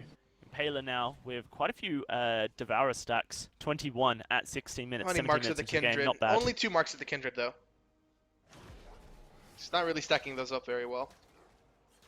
Not really been allowed to, unfortunately. I guess E-Monkeyz have put a lot of priority on making sure that the marks get taken away as soon as they spawn. Alright. Obviously, you can still get them for your bounty passive. So 4,000 gold lead. No, sorry. Yes, 3,500 gold lead. Side of Fnatic Academy. With a comp that is arguably scaling super well. Frederick. Whirlip is fed. Kindred is fed. Azir is okay, and Exorc is in a good spot as well. Lane swap being initiated. GQ going to have that black shield on him. Will negate all the damage that came through from that explosive cask. The moment looks like Fnatic Academy going to be roaming around the map. They got that Doom's Eve on Kindred. Really nice buff as well for the Kindred to push. The Rift Herald buff for people who don't know. It's a bit awkward right now for E-Monkeyz because on one hand they do have the Ezreal which scales quite well, but their LeBlanc is pretty much going to be useless right now. The Azir will have so much more pressure, and it's very clear that Arven hasn't really been able to accomplish the same amount of pressure. But Pure Effect gets caught. Morgana ult goes down, but the Donald Trump comes out there. Jin onto Impaler, but he's going to get kited back. Falcon trying to put down the damage. Whirlip is coming around the back line as well. That's going to be E-Monkeyz taking a huge chunk of health out of their bars. Fnatic looking to continue this push onto the mid lane turret. Arvin's in the bot lane though, pressuring that bot lane turret. It's quite half health at the moment. And Whirlip onto goes in. Falcon, but he Nice gets mid turret, flashed away. Arvin in the bot lane, he was split pushing on LeBlanc when Fnatic Academy, they responded to that just by grouping. Yeah, and I like this play from Fnatic Academy a lot. Nothing you can do at Oh, the the moment. ult! Ooh, explosive casket. Not quite able to do it. Nice heal from Self Spearfic there, the tilt heal, because the casket went out. They have the turret, so they'll be able to retreat just fine and, I guess, reset. And the turret doesn't fall in the bot lane, so Arvin unsuccessful in that split push. Really nice for Fnatic at this point. It makes me sad considering since the last Open qualifiers, we had teams like Huma coming in, and I don't know if you were watching last year, but there was Millennium as well. Yeah, Millennium looked so good. But there was this insane, like, absolutely insane play from Godbro with the Azir ult. Like, his team was down 10,000 gold. He lands the 5-mana Azir ult and kills all of them. And him and Tristana, Holy Phoenix, just end the game straight off the push. Because that's when death timers were changed. So hopefully we'll see an Open qualifier big play like that soon. Perfect is a talented player, so can't put it past him to do it. Hopefully we'll see it. Clyde going to find Ninten, and the rest of the team going to collapse. Falcon is here as well. And that's going to dissuade Perfect from going a little bit further. At the moment, it is a 4,000 gold lead, roughly for Fnatic Academy, 7-2 at 20 minutes. It's looking good for them. They got the better late game scaling by the looks of it as well. Grouping up for this this dragon at the moment. They do have the first one, and they're looking to take their second. This is going to be a chance for E-Monkeyz to make something happen. They've got the teleport, and it looks like Jin is recalling maybe to set up the flank. Nah, E-Monkeyz not going to attempt this. So that will be the second dragon going over to Impaler. Yeah, I think if they did go for that fight, they would have pretty much just lost the game off that. So, quite a one-sided game on the side of E-Monkeyz here. Whirlip going to go a little bit on Jin, take some damage. Oh, here comes Arvin though. Ooh. Yeah, he takes a huge chunk of damage. Gonna have to flash away from Impaler. Whirlip putting the pressure onto Jin will stop this Maokai from being able to teleport to the fight. We're gonna watch this fight closely. Noodle fight, boys. Noodle fight, yeah. Grasping the undying procs for days. Whirlip at the moment pressuring out. He's got a 2 level advantage over the Maokai, so able to trade it out. Now Fnatic able to get onto this turret. It will fall. Arvin back onto the back line, and they're gonna get a Sorkin for that with the collateral damage. Maybe now it's time to try and turn it around. God, E-Monkeyz, they're probably gonna get Whirlip too. Is taking a lot of damage. He's gonna get locked up. He's gonna go low, but he gets the kill onto Arvin. He will get traded back. Purific has no mana. Now let's go, Chikyu! There's the Lambs respawn. Get the ults! And Impaler will get the kill onto Chikyu. Falcon goes low. He will fall. Nintendo. Impaler 1v9. All alone. He's going for Clyde. Can he get it? He's going oh my lord! For Impaler, and that is a 5-4-2 for why Fnatic Academy. Why did Ezreal jump into the ultimate? What was oh my lord! E-Monkeyz playing true to their name and playing like freaking monkeys. There. Clown Fiesta. Oh my god. Wow. Impaler comes up huge though, 6-0-4 on this Kindred. Built the Hex Drinker early as well to prevent the damage from Arvin. Nice build path for them. What's he going to pick up now with all that gold he just got? 2,500 in the bank. That's more of Mormortius and the Zil as well.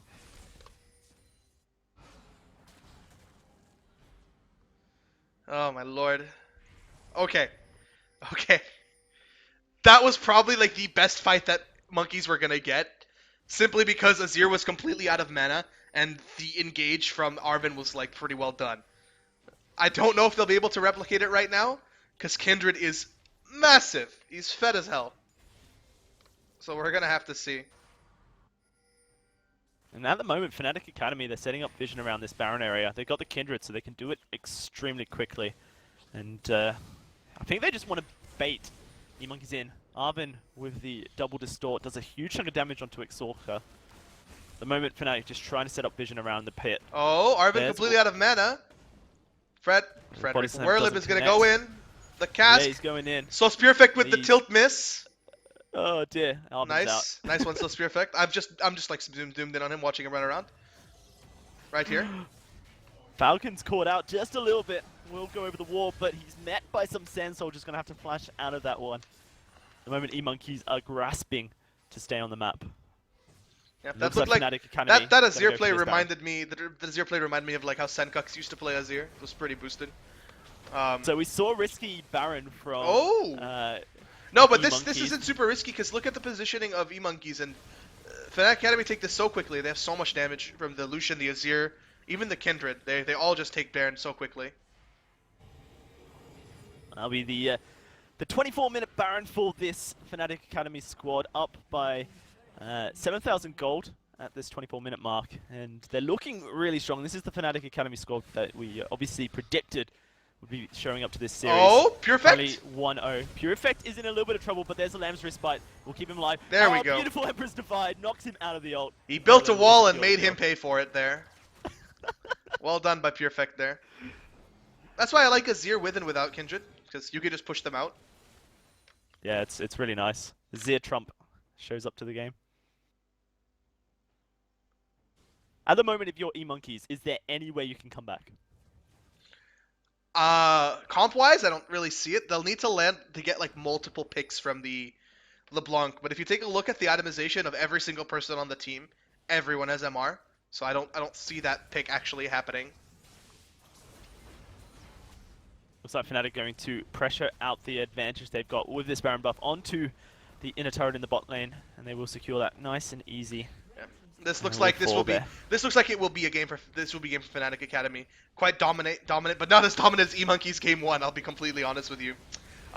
Ooh, Arvin goes in. Ooh, but you see, like Arvin he goes out. landed every single ability there, every single ability, Exorca. and Exorc survived with 40% HP. Yeah, he had to use heal, but I mean, if you're landing every single ability and you're still not even able to one-shot the squishiest person on the team, you know you're fucked as LeBlanc.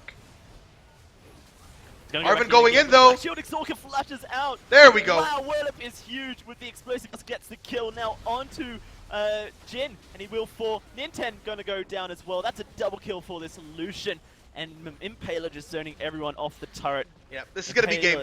Will secure that inhibitor. Now Fnatic gonna back out, going to play it safe, but theoretically game, I think, at this moment. Goku, They're going to as, they're going to base it. That's going to be bottom inhib, and honestly, I'm going to call it here. It's game. Fnatic Academy will win this, and we'll tie the series 1-1. We'll obviously keep casting the rest of the game, but now I want to talk about like E-Monkeyz. So they had a really good game 1. They changed something up in the game 2, got a little bit weird with the draft. Game 3 is what we really need to be talking about. Do you think E-Monkeyz will be able to take this? Like, just me and you talking. Who do you think is really going to take this? Yeah. Obviously, Fnatic Academy is the team that I assumed would take this series. Obviously, E-Monkeyz showed up huge in the first game, and if they can pull off a similar composition or strategy in the first game, in the next one, then yeah, they've got a good chance, because Fnatic Academy just got behind and they lost out on so much gold. I want to At the moment, I want to see E-Monkeyz go back to double TP. Control Mage on Arvin. Something really aggressive that Falcon can play. I want to see Poppy back for Jin.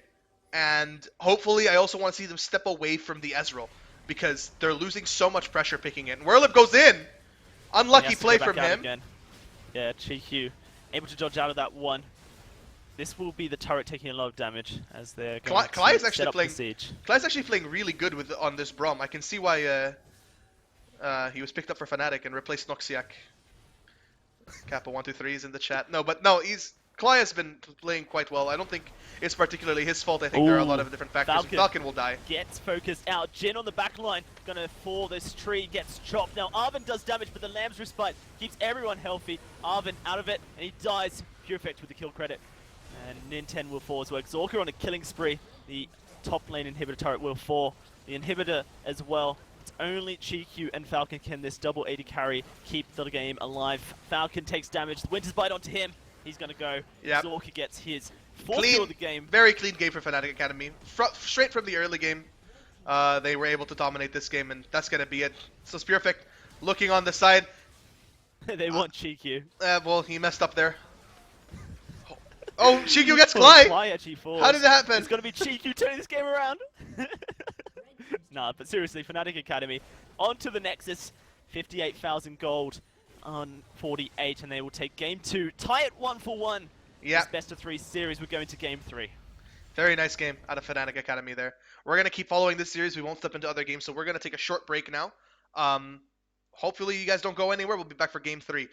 Reminder, after this series, we will be going for the one of the other series. We can do replays of it, and I may be doing replays of it again tomorrow. I'm joined by XDowsy. You can follow him at XDowsy on Twitter. He's the play-by-play caster for tonight.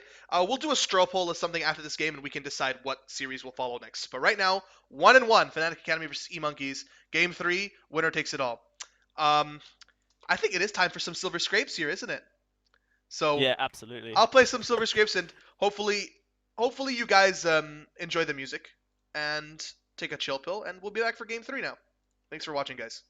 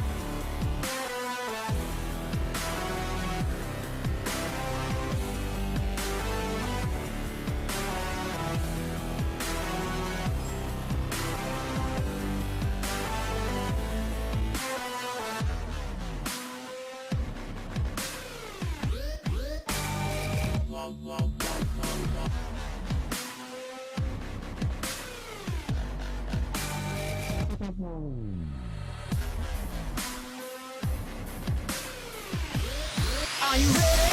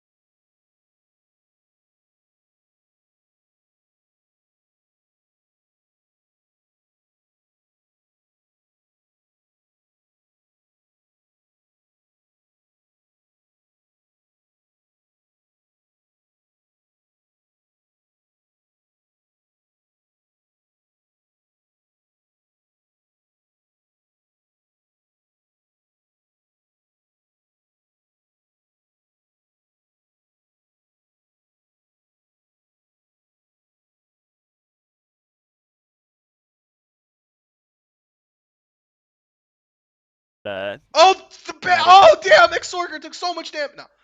Siver's gonna get to lane. He did start Q, so there will be a slight advantage of the pushing power in E-Monkeyz. So good start for them already. Yeah, so it's good call I think for Fnatic to match this this lane swap. I think really Chiku wanted the lane swap mostly. I don't think it's a bad. Swapped back. I don't actually think it's that bad of a lane for the Sivir John. I feel like once Sivir gets her rank to of her W, sorry, the rank of her W, I think it's going to be really difficult for Lucian to match the pushing power. But in a straight all-in, Sivir and Janna will have to fully disengage. It is a pushing lane for them though, and like you can see, level 2 gets a bit of poke on there. Nothing really happening. We have the Zir LeBlanc matchup again. This time, though, Falcon is on a ganking jungler. Graves not so much a ganking jungler. He made it work, though.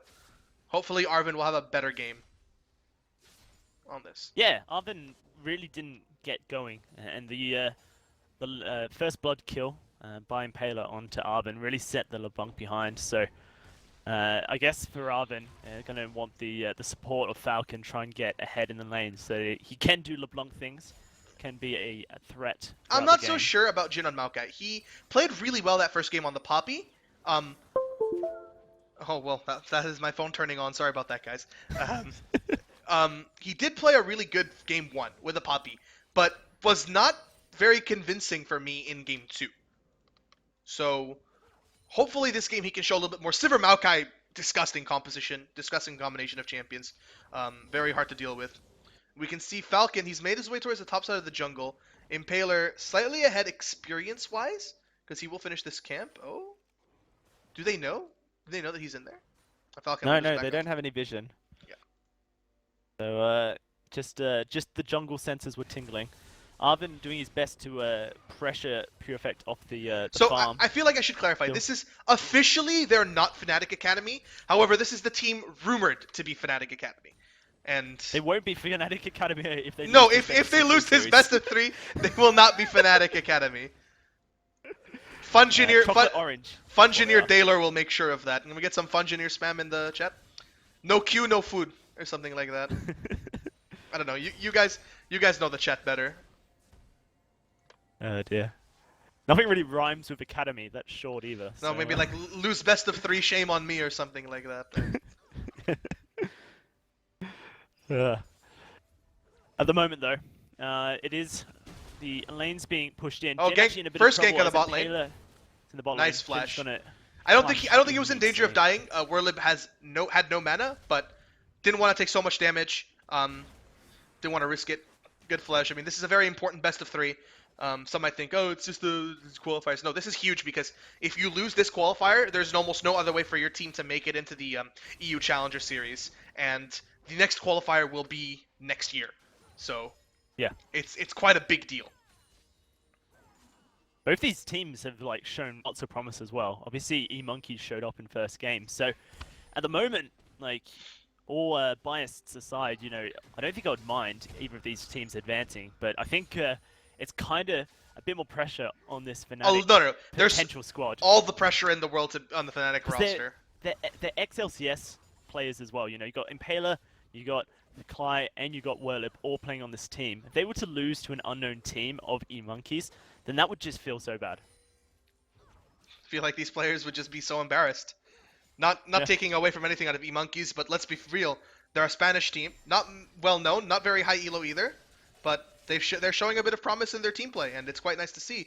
Arvin getting pushed out in the mid lane. Graves just walks in to get some push out there, and you know, this LeBlanc pick is something that we weren't so sure about, and honestly, like, I want to see him do a lot more, but I really feel that if he had just gone with a Lissandra, unless it was banned out, would have been so much better. Like that one. Open qualifier winner or there's no dinner. I like that one. That's a good one. Open qual winner. Oh, wow, lots of poke. And this is the lane that I was talking about. It's like a very strong pushing lane, and they have poke potential, so Exork is definitely getting pressured in here. And at least now, Monkeys are picking a lane matchup that can at least match Cly and Exorker. Yeah. Lucian Brom combo is really strong, but Janna, Sivir as well, pretty strong themselves, and at the moment GQ doing a good job. Farm pretty even though across the board. for everyone, in fact. There's not really too much a difference. In fact, I think it's actually Exorca and Cly winning it out because you have those stacks on Cly. So it's about a 5 CS lead. But apart from that, I think E-Monkeyz have like diamond players on 3 different roles and 2 masters players. That's their team. It's literally 2 diamonds and 2 masters. I don't know exactly which division or how many points. Falcon and Ninten, a master, 131 and 58 respectively. Pure Effect taking a lot of damage from Arvin. And then on the side of Fnatic Academy, you've got 3 challengers and 2 masters. So Wait. Let me guess who the masters are, okay? Let me guess who the masters are. Impaler and Pure Effect. Cly and Werlip, in fact.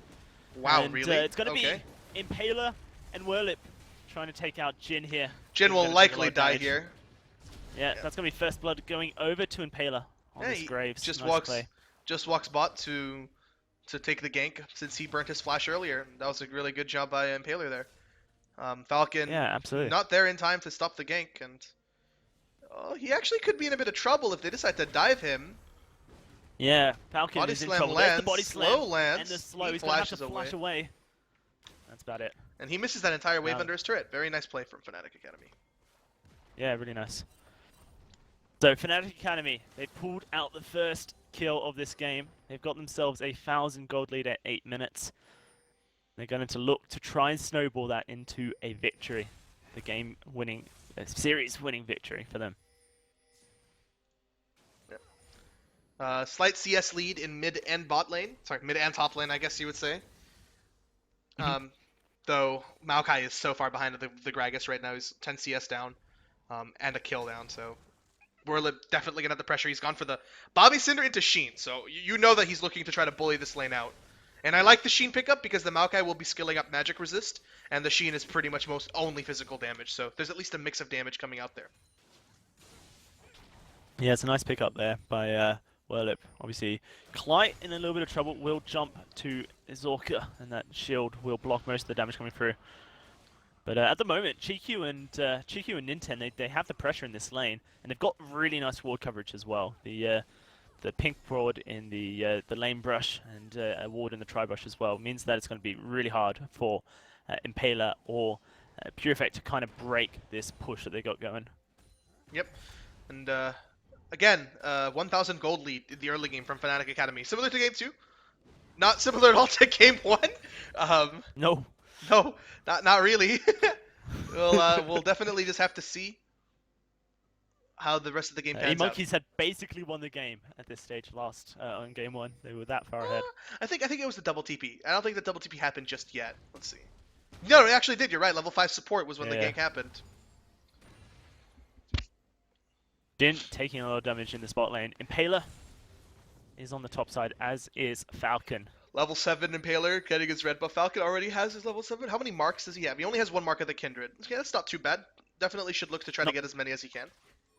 Not got the Devourer yet, though, so lacking on a damage, or at least the potential to get damage. So, Arvin in the mid lane onto Pure Effect, just trading back. A lot more aggressive on this LeBlanc. I like to see it.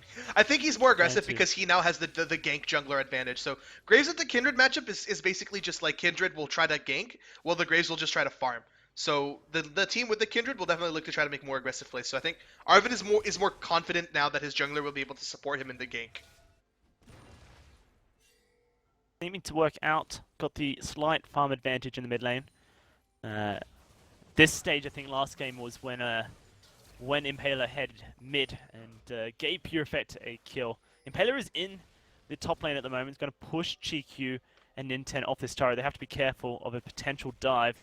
Monsoon, obviously available for Ninten, and the shield onto the turret as well. But no one has roamed up to help out. Means they're going to have to try and clear the wave by themselves. A little bit hard since GQ is at the moment. Yeah, nice wave clear out of the Sivir. Good champion. A little bit surprised that we didn't see Sivir in the last 2 games. I don't know if people seem to not have the same amount of priority. It looks like, though, they're going to do a TP gank here. TP comes in. Yeah, there's the TP. No! Oh, nice ult from the Janna there. Ooh, that was very nice. Fully disengages. Yep, Maokai will cancel his TP. Falling. Oh, the flash! Ooh, body flame slash! Werlip! Ninten, you were... Ninten. No! It was also good until Whirlip showed off his mechanics. But that's going to be Falcon heading to the bot lane, so they can try and attempt to equalize the turrets. They are going to get a Rift Herald onto the Fnatic side. Have to see who they give that Doom's Eve buff over to. Assume it will be Impaler at this stage, and it is going to go... No, Cly takes it, so the roaming support.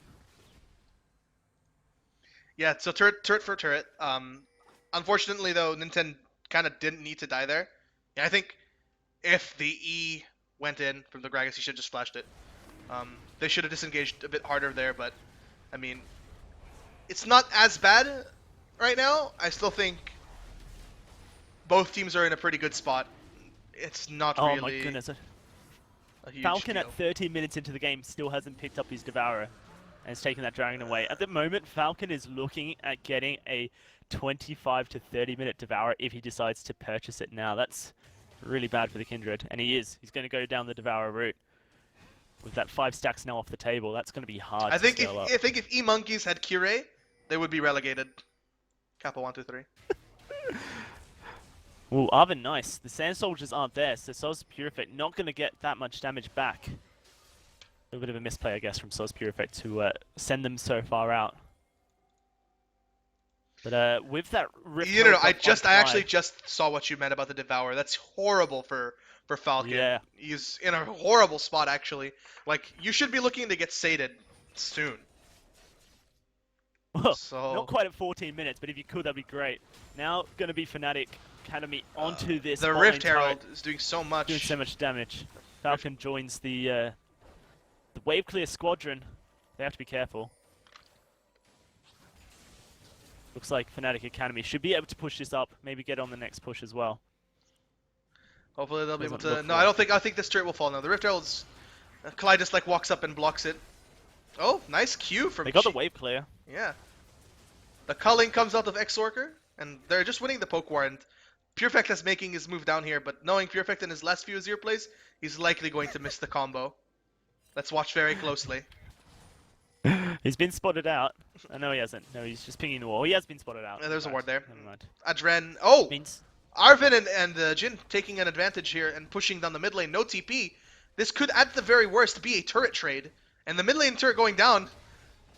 yeah, it's Oh, going the down. flash! Jin flashes forward. Gets the twisted advance as well. Purefect gonna have to try and escape this. Oh one. my god, So, Purefect! Ignites Gets the Jin. kill! He gets the kill. on Oh the my turret, lord! Under the turret. Trades Wow. it back. That's the Azir play coming out. Sauce Purefect. What a nice Azir play. Nice Azir play, boosted LeBlanc play. Your choice, guys. Can we get a nice for people who thinks it's a nice play and boosted for people who thinks it's boosted? And that won't be the turret. That'll be a kill onto the Azir and the turret again for Fnatic Academy, which will push their gold advantage to 3,000 gold. Looking good at the moment for Fnatic Academy. They've got a lovely late scaling champion in the Azir, who's currently 1-0. I'm gonna watch that again. I want to watch that again. I'm gonna watch that again. You watch it again. I'll let you know if anything happens. Okay, Most people think it's boosted. Yeah. All right, let's take a look here. So he clears out the wave, the flash out of Jin, so he dodges the wall, ease onto the turret to dodge the chain, heals, then flashes out. Oh, the Thunderlord's proc, and he gets it. Faker, what was that?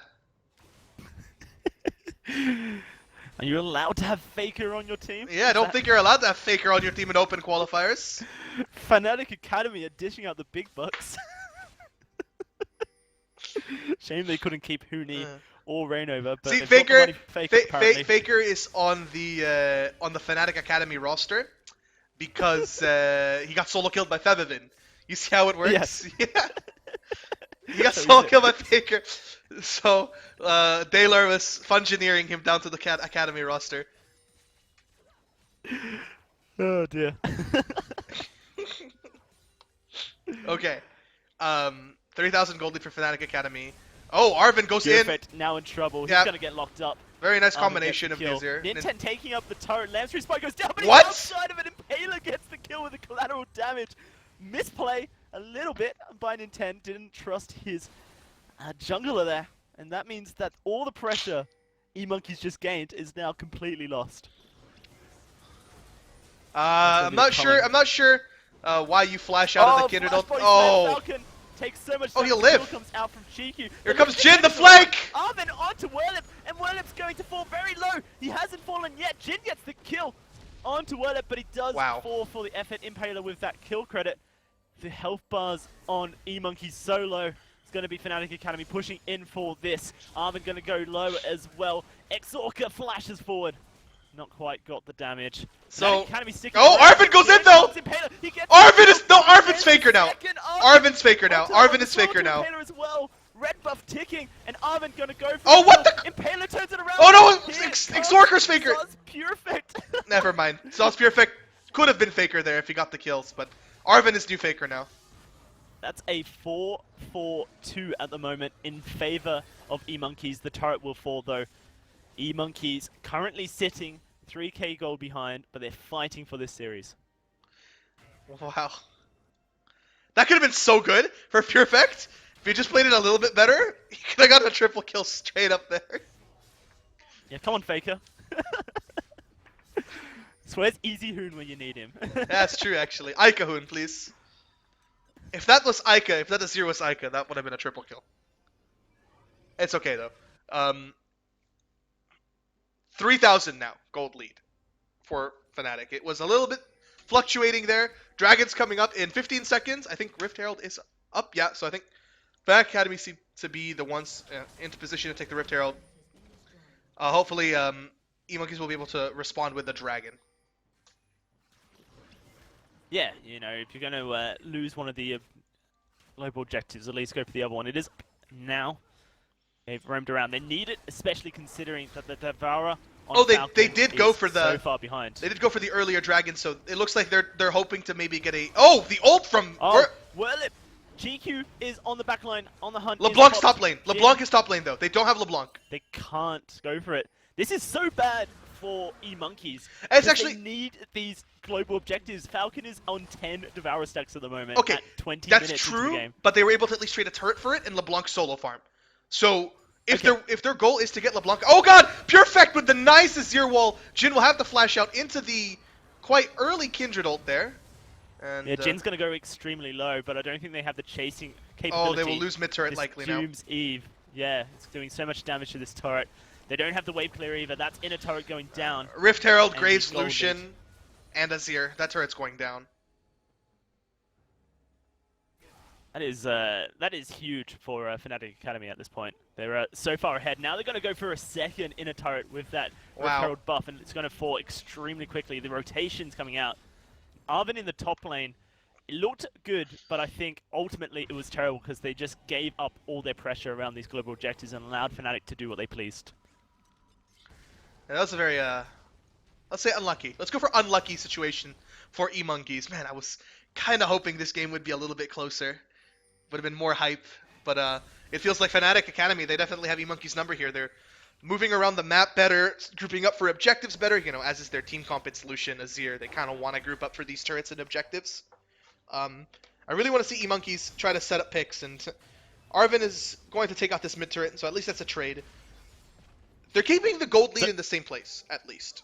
We can say that. Yeah, it's kind of keeping it even, but at the moment you're 2 turrets behind. Your jungler's taken a scaling item, is nowhere near completing it. It's a hard game. At least Arvin's doing good. Maybe going to be the saving grace for this team. But for those who don't know, who've just joined us, this is the EU West Challenger Series Open Qualifiers. We're in round 2 at the moment. This is game 3. E-Monkeyz. Yeah, But game 3. The team rumored to be Fnatic Academy dropped game 1. They got stomped. And if you missed the game, sucks for you. But don't worry about it because all these games are going to be on my YouTube channel. So if you ever want to watch VODs or something and watch my horrible casting, feel free. I mean, I'll post those links up later on. Oh, Arvin gets chunked out so hard. If Graves had ult still, if he didn't use it for the blue buff, that would have been a dead LeBlanc, but nice poke coming out of Exorc there, and he's really very comfortable on this Lucian. He played it all 3 games. Yeah, and it's surprised it wasn't banned away from him because he's done a I think there are different champions that you need to ban out. Lucian isn't exactly It's a champion. I mean, if you're a good Lucian, you're a good Lucian, but it's not really a champion that you ban out, I think. That's true. That's the second and last inner turret going extremely low. Fnatic Academy not quite able to do it. Jin is in this top lane trying to keep Werlip in this lane, and the trade's going back and forth. This wet noodle fight of dreams. PogChamp. Okay, we'll That's a, tactically retreat after taking 10% of his health. Yeah. States he is too low to keep fighting. Right. The moment, it's a 3,000 gold lead for Fnatic Academy. It's not all over if you are E-Monkeyz, but you allow Fnatic Academy to continue pressuring out, then gold is going to be a big problem. Falcon, where you at with your Devourer? Are you close? 16 stacks. Oh, this is so sad. It feels bad, man. How many you need for As Sated? a jungle main, I feel bad watching this. You need 30 stacks for Sated, right? Yeah. He's at halfway 17! there. Oh my god, not like this! Oh my... This is the reason you lose your game. Like, that is the worst thing as well. Like, This is and like... Kindred with Warrior isn't the worst thing. Like, it's not as good as a late game Stated Devourer Kindred for sure. But if you're this far behind, you need to adjust your play. You need to get that early damage from the Warrior. I feel like that's a massive mistake by Falcon. Oh my god, this is just depressing. He's so far away from it, too. And Fnatic Right. Academy just pushing out all lanes, 4,000 gold in the lead. They're looking for this, the last, I think. Yeah, it is the last outer turret for them. Yeah. And it's so low. The culling comes out, pokes out Falcon, takes so much damage there. You know, E-Monkeyz sticking around. They got that Lamb's Respite, I guess, Oh, to wait. try and prevent the damage. TP coming in from Jin! Port's coming through. Here comes Jin. Here comes Werlip as well. Gonna Wait, be on Jin? the front Hello? of the fight. Chiku gonna get not taken out because he's got a spell shield. Wait, why didn't... Fight disengage. Are they gonna re-engage this one? Oh, he's Jin gonna flash in! vengeful He's gonna flash! Jin, do Gonna it! Go for it. There we go. It is. To Impaler. Impaler doesn't get knocked back though. Dashes out. Oh, Perfect's dead! Now the Monsoon comes out. Arvid got it! Perfect. They've got the kill. Lamb's Respite has gone down. Clyde goes low. Will be the next target. Exorc! On the back front line. He goes down. Mumpaler picks up GQ. God, Arvin! 80 carries down. And 1 for 2 going in favor of E-Monkeyz. But health bar are ticking. E-Monkeyz hold off that turret with the teleport play coming out. Holy crap. Arvin just won. He won the fight alone. He one-shot Sauce Perfect in the backline. And then he also was the one who got the remaining damage. That is craziness coming out of this LeBlanc. And the spell shield onto GQ kept the body slam and the explosive casket, which kind of went out at the same time.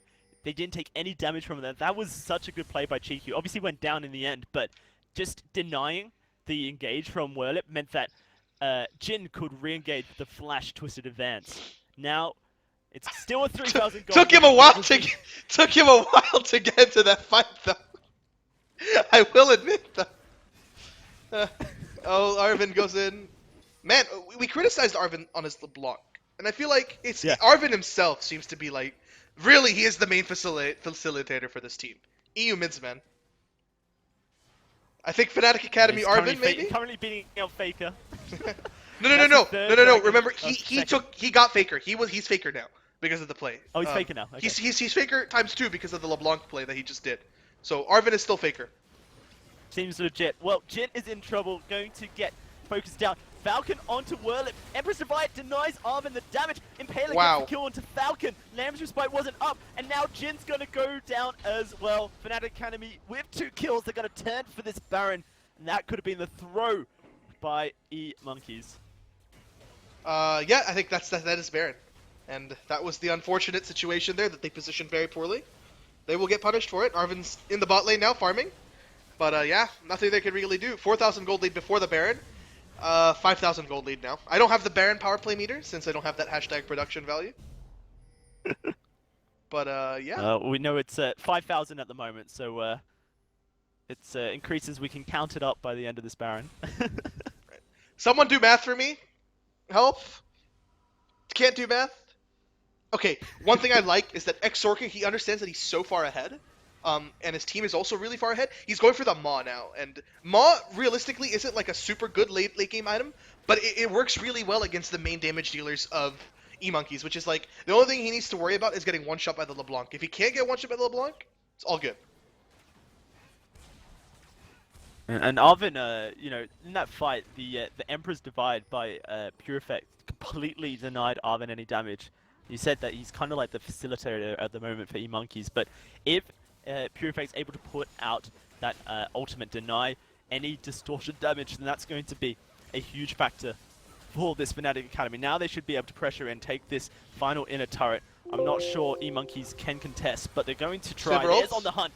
Teleport by Whirlip. Oh. Jin's all by himself! Jin! Taking so much damage. Oh, the miscommunication, and he's gonna fall. That's a tree out of position. And now that's going to be Fnatic Academy. With the front line down, they should just wait for this minion wave and push onto this turret. Yeah. Oh, looks They're like taking a lot of damage, though. Not all over until the fat lady sings. Arvin gets chains down. It's not nice to talk about your mother that way. Oh! Whirlip flashes in! Takes so much damage! There's Newton! He's gonna go low, the Monsoon knocks everyone away, but Oh, Falcon gets Whirlip! Arvin denied once more, but now Cly gonna go low as well. Hale will Fnatic Academy throw! the Glacial Fisher, and that's going to be a slight throw by Whirlip. Both these junglers 7,000 gold lead still, though. They're still super far ahead. Yeah. But Look at that wave crashing down on the bot wave as well. yeah, so Bot lane. it's Ooh, good. Falcon looking for a kill. Impaler gonna fall. I missed Is that he kill. almost there on the Devourer? That's the question. He is 23. He's not even. 8 minutes. He's 23. That's honestly less than a stack per minute. Oh Holy. god. It's not Yeah, really a that's throw. definitely Fnatic a- Academy's still super far ahead, but E-Monkeyz were able to just push them off just for a little bit. Maybe get some time to pick up some core items. The Maokai has the Giant's Belt. Maybe he can get another one. Yeah, I don't know. Maw completed there for Kindred now. That's very nice. Still no Sated Devourer, though. Yeah, the rapid fire cannon as well for the extra range. As soon as she becomes stated, that's such a huge amount of damage by E-Monkeyz that I kind of feel like Fnatic Academy won't be expecting, considering you kind of expect a Kindred to be chucking out those stated auto attacks by this stage already. So maybe E-Monkeyz are able to get the stated onto Falcon, then they can surprise Fnatic Academy with a team fight. But considering the fact that all inner turrets are down, and look at that warding coverage as well by Fnatic Academy, it's really hard to actually venture into your jungle and get these stacks. At 25, 5 camps away, but it's 30 minutes into the game, and it feels bad, many of you, Arvin, going in onto Pure Arvin? Effect, but he's going to come back. Donald Trump? Empress to fight. Ooh, Arvin goes extremely low. Collateral damage wasn't enough. Yeah, Gonna have to go back unfortunately, to base. Pure Effect, he built a wall, but Arvin didn't pay for it. Right there. Jin taking damage from Whirlip at this point. Noodle fight. PogChamp hype. Yeah. Let's go. Oh, they're there collapsing, comes though. The As rest of Flash. the team. Jin going to go extremely low. If you are a tree by Nice yourself cast. and you're intentionally feeding, If a tree Anyone falls down there in a to hear forest, it. then his team isn't there to follow up. Is he Jin? well, it appears so. At the moment, this is Fnatic Academy pressing onto this inhibitor turret. I think it's Monkeys gonna okay. do their best, but it's going to fall down. I think it's Well, okay they're that they taking a lot of overcommit. damage. I think it's okay that they Yeah. overcommit for the Maokai because now E-Monkeyz have no way of getting into the fight. Maokai was like their primary engagement. That's another inhibitor. No, that's actually just a inhibitor going down. Fnatic Academy, 30 minutes into the game, 8,000 gold lead. They're in a really good position to win this game. They are in a fantastic position. As you say, 8,000 gold up.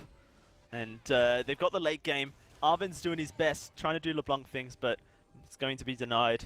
Falcon at the moment just desperately trying to pick up some stacks for this Devourer. Going to get 2 from this Rift Scuttler. All they need is a dragon, and that's the Devourer finished. But I feel like that's a high dream at this Oh my point. god, wait, Falcon's almost got 28. Oh, he's almost got 30. Yeah. 2 more camps. The golems. After the golems, There's there'll be only one more one. camp. I swear to god, if Sivir And takes a this kill. camp. Sivir takes No, this no, camp. assists count as well. Oh. One more camp. Where is it, boys?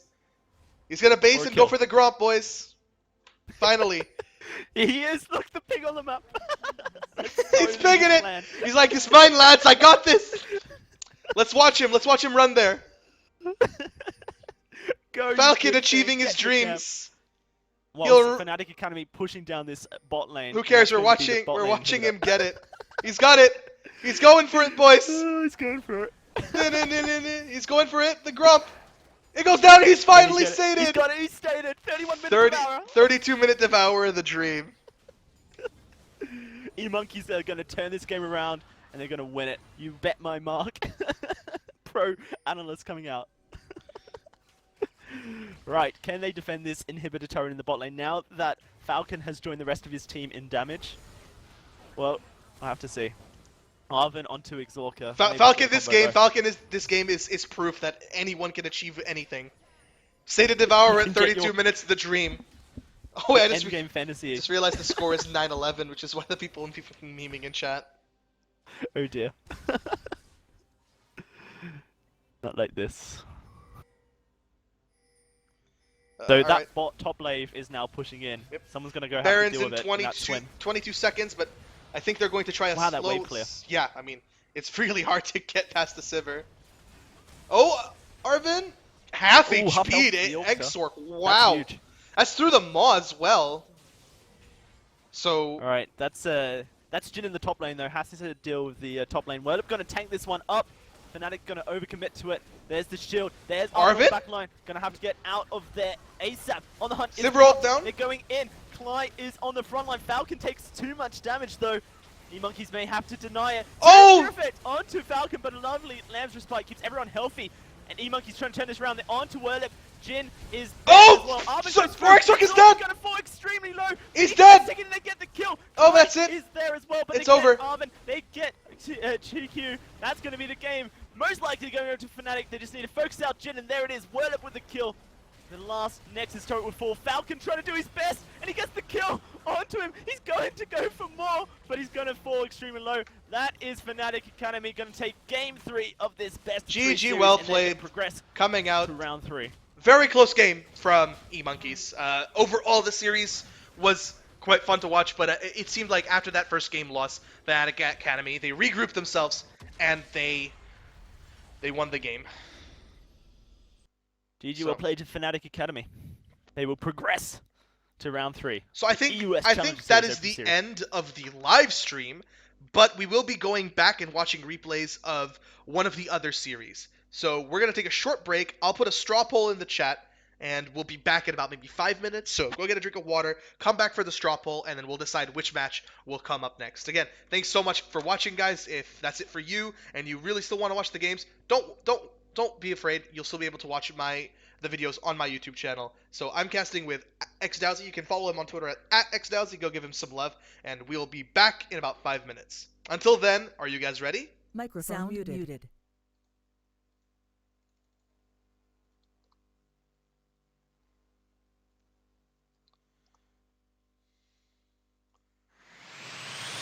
Are you ready?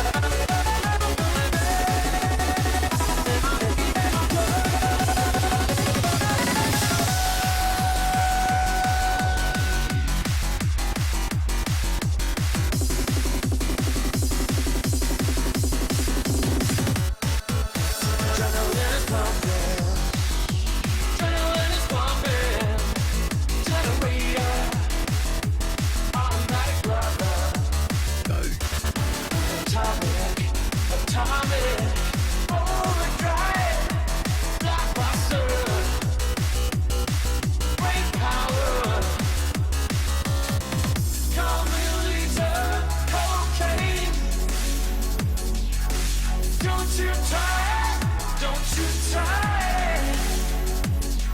Innovator, killer machine. There's no fate, take control.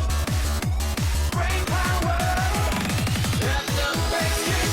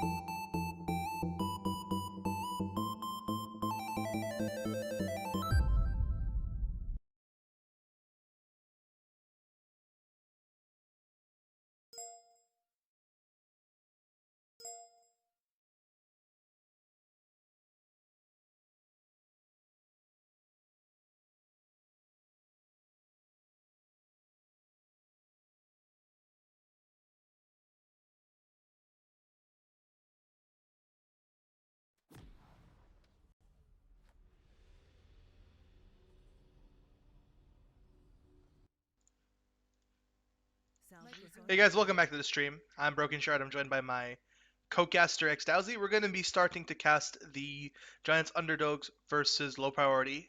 This is a VOD, so the games have already happened. As far as I know, one of the games are still going on. So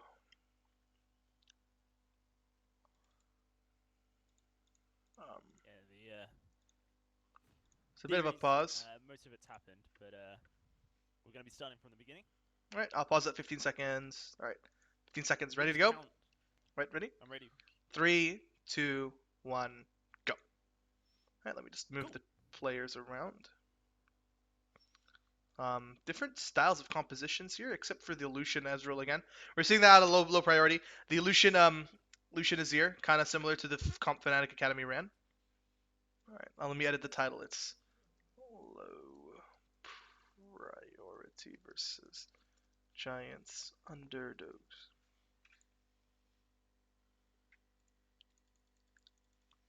Yeah, they've got the 5-point defense coming out of these guys. Both these teams seem fairly evenly matched. I remember at the beginning of the day, the speculation was this was going to be an extremely close series and that Fnatic Academy were going to stomp the E-Monkeyz, but obviously that did not happen for Fnatic Academy. It was definitely a hard-fought 3-1 victory. We're not quite playing best of fives. Have to see how this one goes. Low priority versus the Giants Underdogs. Yeah, this is it's probably what's considered the closest series, or people were predicting it to be the closest series of the day, since these teams are very, very similar in skill level. So we're just gonna have to see really how close they are, though. I like the bot lane coming out of low priority. Lucian Alistar is personally one of my favorite bot lane combinations. A lot of engage, disengage, and sustaining power. So looks like there will be a bit of a nice cheeky level 1 coming out of Giants here. So the thing is with the Braum, you have so much kill pressure level 1. Oh no, they're actually just what they could have done so much more. The cheese could have been so strong. But yeah, Giants had a ward in the river, so they spotted low priority coming to try and contest the Gromp. And they could have, one, pushed really hard and tried to get all the CS and get level 2 way before HeQ, or gone for a super cheese. They did neither of those two things. So this series has already happened. It's at, I don't want to spoil, but it's at game 3 basically right now going on. But we're watching it from the beginning, so no spoilerino, please. So the only thing you should know is that Kex, your boy, going in very hard on Jerome. Oh, sweet. So, seems like there's the Pain and Aces game. I saw Aces Army casted some games with Rapid last night, and they pulled out a pretty good game. Then they're going to be played a little bit later on if you want to cast those live. We could as well. But this is a Giant Underdoges versus the low priority game. Echo made it through the drafting, obviously received nerfs in 6.8, but still with a 53 wins % rate in solo queue. Pretty strong. It's not as stupid anymore, though, so at least there's that. I would say he's still a little bit stupid, but he's not unbeatable. I think 8B Echo is a lot better than Tank Echo right now. His AP got buffed really hard, actually. So we'll just have to see how well people adapt to that. You think Kex will go for an AP build? No. Quite frankly, I think most people are going to stick Hero actually. Wow, blue steel coming out from Memento. Yeah, comes in with Sevex here for the steal. Very nice early invade, and low priority getting a slight advantage in the early game. Memento pushing Hero around, and I guess Giants will not have a hero from the jungle. Special will try and punish Seblex as much as possible. Try and punish the fact that he left lane. There's a gold lead though on this Azir, so not too bad at this point. I guess he pushed up to turret and then went for the invade. Yeah, it's a slight pressure lead from the Azir, the Alistar and special. It's just gonna Valk away, should be fine. Take a bit of damage, but nothing too much there. And the Azir to Corki matchup is actually very, very not in the favor of Corki. Azir wins that quite hard, and then when Corki hits 6, then hits 6, then it's like he can just farm with his missiles, but and yeah. At the moment, though, things seem to be pretty chilled out and relaxed. Apart from this top lane, at the moment, not going well for Jerome. This Jerome. Kext. Yeah. Okay, there's gonna be a Slovenian in this chat, 100% that's going to flame us for the way we pronounce it. So let's just agree that it's Kex. Kex, okay? Kext. Like So Kex. hard to pronounce that quickly was. Let's call him Lelkek XD. Nice. Lelkek XD. All right, let's go. Memento's level 5 to Hero's level 4, so quite a nice advantage from the Graves. Was able to put down the Gragas, which kind of like when you're playing Graves, your ganks aren't super good. Like let's be real with each other. No CC, damage kind of needs setup for. He doesn't really have lanes with CC besides I guess the Alistar. The Echo CC is a bit difficult to land if people are paying attention. One sec, I'm gonna turn you up because you're a bit quiet. I got you. No worries. It's because when I yell, it gets a little bit too loud. It's hard to balance a microphone when got such a different volumes, I guess. It's all Go good. on the low end. Don't want to deafen anyone here. So yeah, so straight from CS, low priority are already making a small lead. They have a 700 gold lead there. So quite nice of them to have some advantage in the early game. Kekt, your boy Kekt's going in. Yeah, he's trading nicely back, but that's a good chunk of damage back from Jerome. So going to try and hold his own under this turret. Obviously, Malco got a lot of innate healing with that passive. Now he's under turret though, so has to be careful. Ooh, that was almost a good time winder. Any time winder is a good time winder. All right. Really want to see the jungle pressure though coming in. Obviously, you've got Memento on this Graves. He's got a bit of an early lead over the Gragas, and will want to hard farm, and he's doing a good job. You know, double the CS of Hero at the moment, but Hero, you know, is going to have to try and make an impact on this game, try and get his laners ahead, and considering that early blue buff still from Memento, not going to be easy at this point. I think he's trying to get his level 6, and then he may look for something on the top side of the map. Oh, Jerome actually flashes out. Yeah, flashes out of the parallel convergence there. May have died there. I mean, Echo's damage is a bit difficult to predict. You would have definitely had to flash later on. In Yeah. the engage. So flashing early, you don't get so much damage onto you. That was a nice headbutt pulverize onto the giant spot lane. Oh, dive going on in the top side of the map though. Memento spotted in the ward, but Kex is just going in. Go for it. He's got no mana though. This could be really Hero's risky. here. Hero's here. Memento. He's Oh! gonna try for this one. Jerome gonna lock Wow! He has to flash out, but a huge collateral damage from Memento. First blood going over to the low priority squad. Wow, that was quite an insane one there. Alright, hopefully now you guys will be able to hear him. What time are you at? Because I'm at 8:15. 8:14, 8:15, Yeah, 8:16. 8:14 as well. Yeah, alright. 8:15. I think I'm a second behind. Yeah, Let me just. I paused fast then. Be- Alright, no problem. So hopefully you guys can hear the Nice. co-caster. It's weird. You guys were able to hear him before, but right now, apparently not. I don't know what happened there. I don't know if troll or not. I'll have a quick listen and tell you. Alright. So, turret gonna get pressured a little bit in the bot side of the map. Hero's going to find Memento. He actually dashes onto him. Holy, the Graves damage is huge. What happens when you get ahead, man? Yeah. Alright, that might be better. It might be too loud now. You have to tell me, but It's a little loud on my end. If I'll turn you down slightly on my end. let me turn it down on my end. It's easier to control. Right. Hero trying to keep track of the jungle at the moment. Having a hard time at the moment against this Graves. Memento's putting a lot of pressure around the map. Kex in the top lane, doing the same thing. Memento's back. They're going to go for another kill. Vengeful Maelstrom will reduce the damage, but Jerome takes too much. Kex will get the kill. Wow, it's Peace out with the Chrono Break as So when you have a laner that can push him to turret, Graves becomes like such a strong ganking threat because of his end of the line just does so much damage if it hits the wall.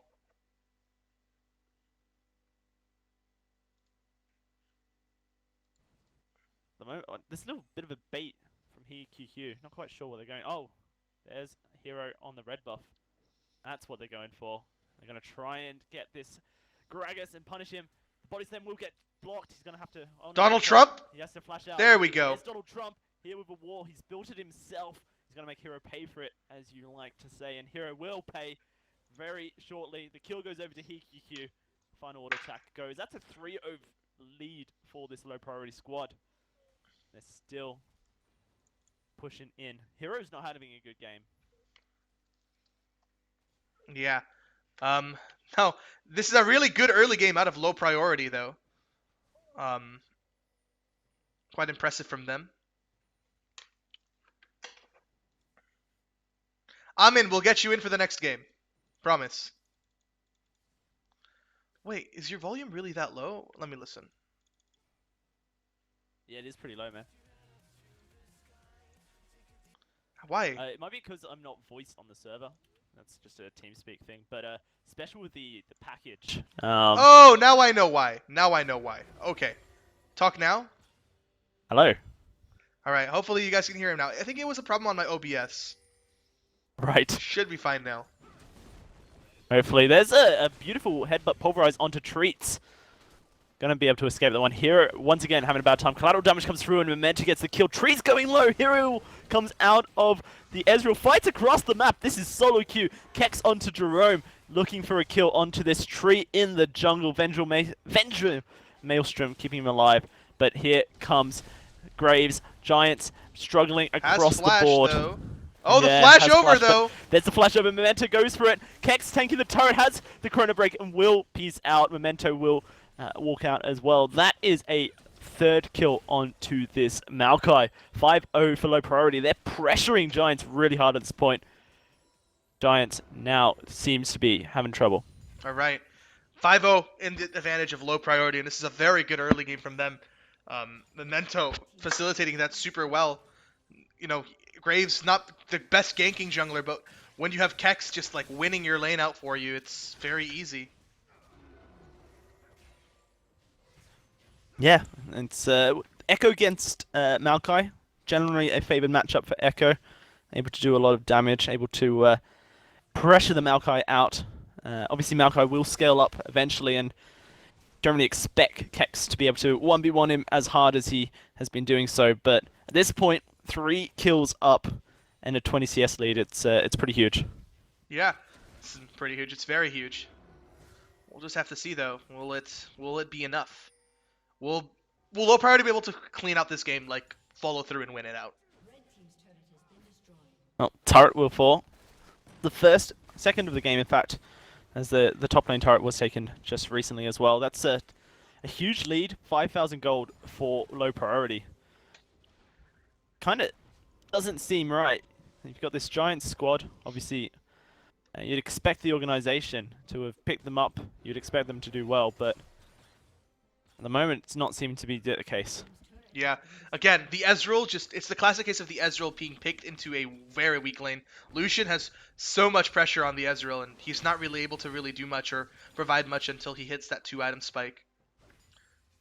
So, they don't really have the pressure from that lane. And then they have Maokai in the top lane, loses out to Echo. Then they have Corki in the mid lane, which is up to Azir. So you got 3 losing lanes with a jungler that won't be able to pressure fight their other jungler, so Memento's just able to walk in. And Gragas kind of just has to concede camps and concede pressure. And, I mean, take a look at the difference in items. Gragas, Runic Echoes, and the Refillable Potion. And, I mean, Graves has Hex Drinker, Warrior, Swiftness Boots, Longsword. The difference in gold is massive. It's 2,000 gold. 2,000 of the gold from the lead is basically just on the jungler. Yeah. Well, Kex is pushing in onto this turret, and this time Jerome has some support. Hero is here as well. Polar Convergence will lock up Jerome, and that C-Drive passive, Kex just gonna run out of there. Oh no, Kex! Oh, the barrel! Because it blows, but the barrel does not connect. explosive cast. Oh, the... Kex is on a mission out of Wow. here, and that will be the stun Wow. resetting. Besha will lock him up. Kex is going to have to No way if he use gets out of his this. Chrono break. C drive over the wall. There's the phase dive. Kex is trying to... No way. They've just escaped. Meanwhile, there's the team pushing up in the bot lane. Everyone's committed to that chase. And now with this Rift Herald buff, they should be able to take this turret. Jerome going to try his best. HeQQ taking a lot of damage, but that's going to be him falling. Holy There's crap, Kex. Hero as well. This is huge by low priority. Kex with the god escape there on the Echo. And meanwhile, bot lane just taking out by low priority. They even get a kill on Jerome, who teleported down after the chase failed. Holy crap. Now they're going to go for the Dragon as well. This is low priority with the 8,000 gold lead, and they're just they're playing all the cards right. They've got a top laner who won't die. They've got a team that realizes there's 5 people chasing around the map. They can get objectives for free, 6-0 at 15 minutes mark. This Giants are going to have to change up their strategy if they want to come back into this game. Something needs to change. Honestly, it's a 7,000 gold lead. Echo 15 Echo ban, please. 15 minutes into the game. 7,000 gold lead. 8,000 actually, if you really look at it. No, it's actually just 7,000. I was right the first time. Noise. But like realistically, what can Giants do in this game? I don't think there's much. Corki gets outscaled by the Azir. The Ezreal technically can outscale, but Samix is it's not that he's behind. It's just that low priority's ahead, and he won't be able to stall the game alone. Love it. Not that he's behind. It's just that he is behind.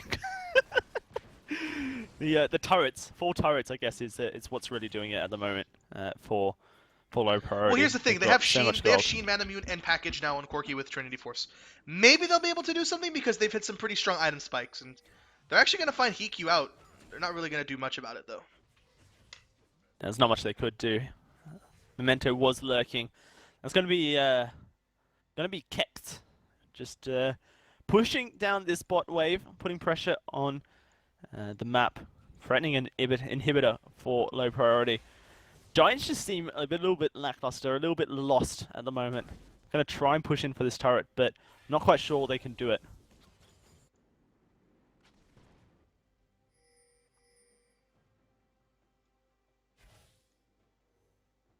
Haven't really seen anything from any of these players on Giants that really screams to me that they want to win this game. They're just kind of accepting the fact that they're losing.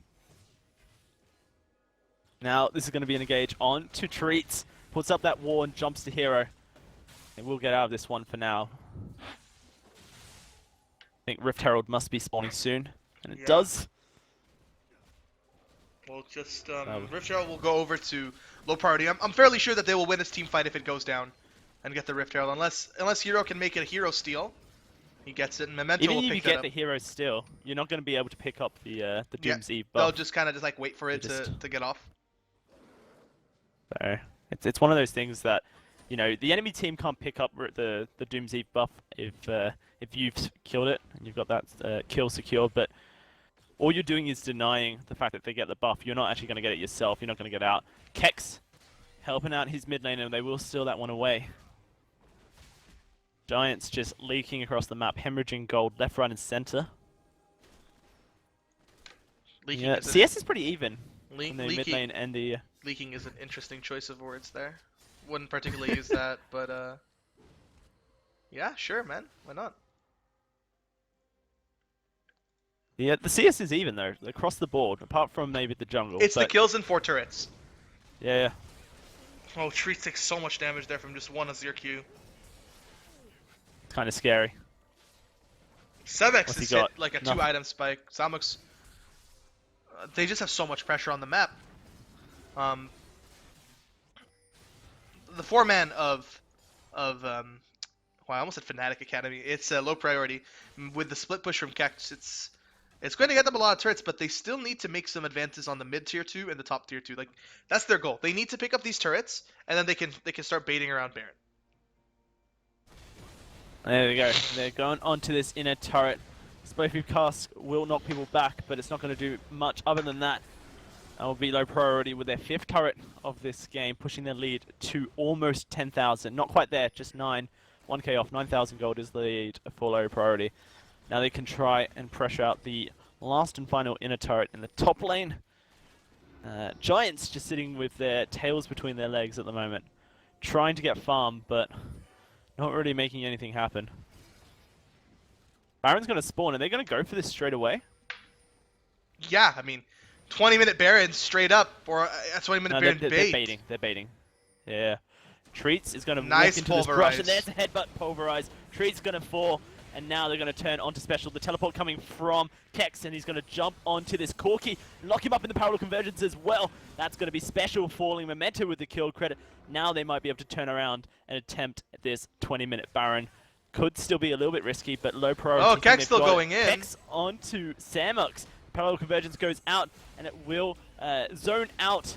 Wow, this he's Giant got squad. Nice headbutt pulverize, and that's going to be killed going over. Kex with the chrono break, and now Hero is the target. Vengeful Maelstrom is keeping everyone nice and healthy. Kex is going extremely low. This might be the first kill going over to Giants. Kex now has to try and escape, but Baron was taken meanwhile. Nice champion. Kex going to just piece on out, Z-Drive passive, and the movement speed he gets from that. And that's going to be a 9-0 lead, 40,000 gold to 28, and Baron picked up for low priority. That was an interesting it was an interesting 2v5 there from the Echo and the Alistar. And meanwhile, Baron gets taken. You're right. It's a 12,000 gold lead.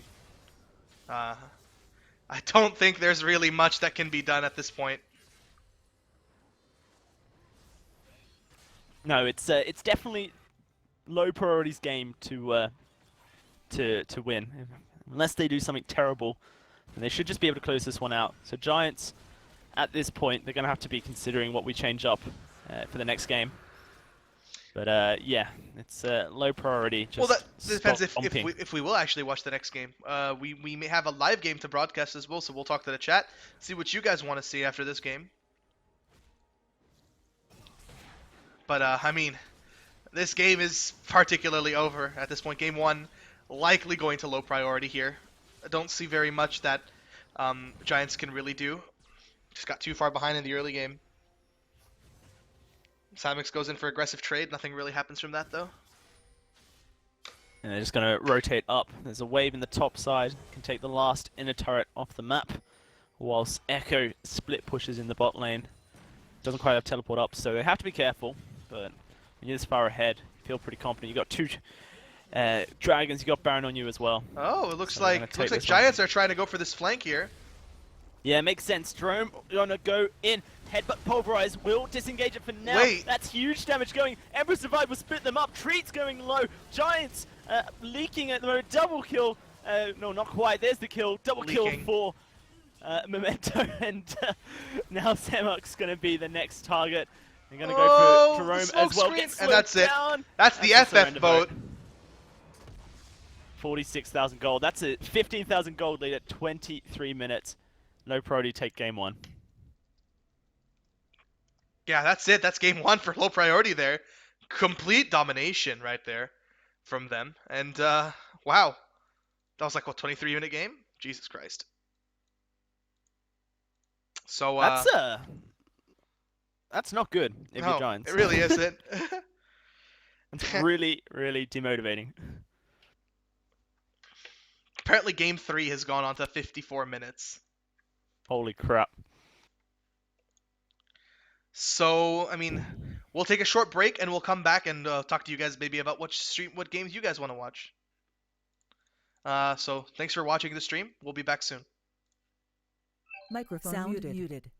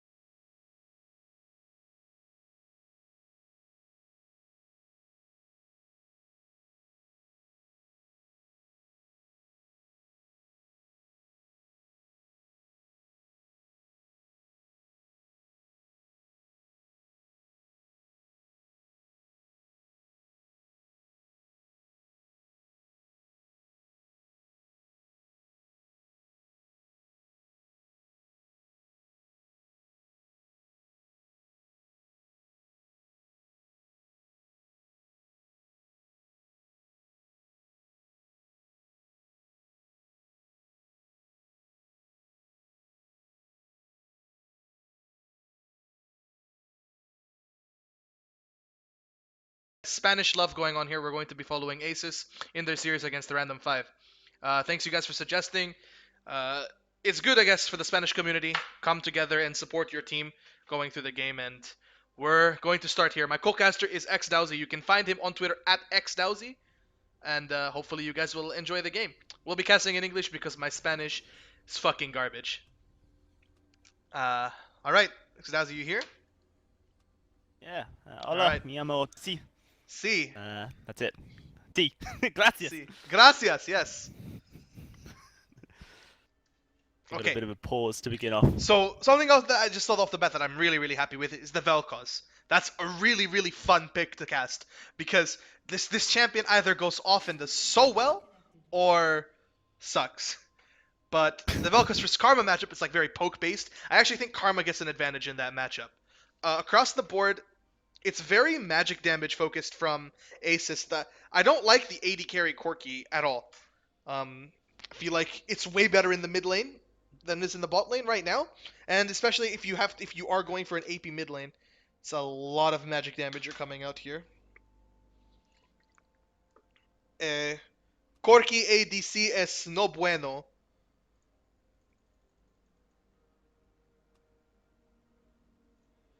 That's all I have Just to waiting say. for Zhang to reconnect. He's DC'd at the moment, so have to wait out this. The full So according to time- someone in the this- Skype chat, Asus comes Uh-huh. from a huge loss streak, 8 games in the Spanish Yeah. league. Though they won their games last night against Blackthorn. In fact, they 2-0'd. They stomped both games. So, but they've just lost to Pain. Who is it? Pain. They lost to V2? Pain. No, just Pain Gaming. Pain Yeah, Gaming just that. 0-2, so maybe they're a bit tilted here. Yeah, it's not good. Especially like just looking at OP.GG. Aces Rafa LOL has lost his last 4 games. 2 of them being ranked, 2 of them competitive. It's not a good start when you're playing. Have to see if he's able to get into the right mindset because they're a strong team. In fact, they're stronger than Random 5 are as far as ELO is concerned. So And I mean, they're definitely a team. They're like a legitimate team. They play in a league. They may have better team play, but I mean, we could have said the same about Fnatic Academy. Like they dropped the first game against E-Monkeyz. You know, we were almost somewhat convinced that they might take the game.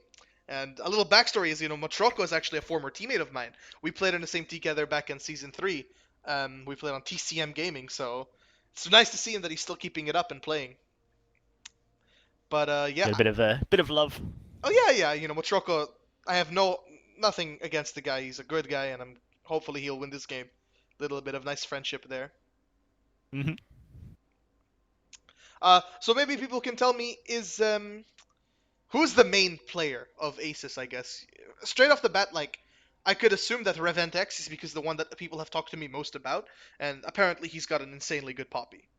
So Oh, extremely good. He played it yesterday, and he was like pretty much unstoppable. So, did he play yesterday? I believe it was Poppy yesterday against Blackthorn. Yeah, there. Oh no, he had Echo both games, and my memory is deceiving me. But yeah, he played a fantastic Echo in both games as well. Do you remember Sion, Liv Sion, doing really good as well?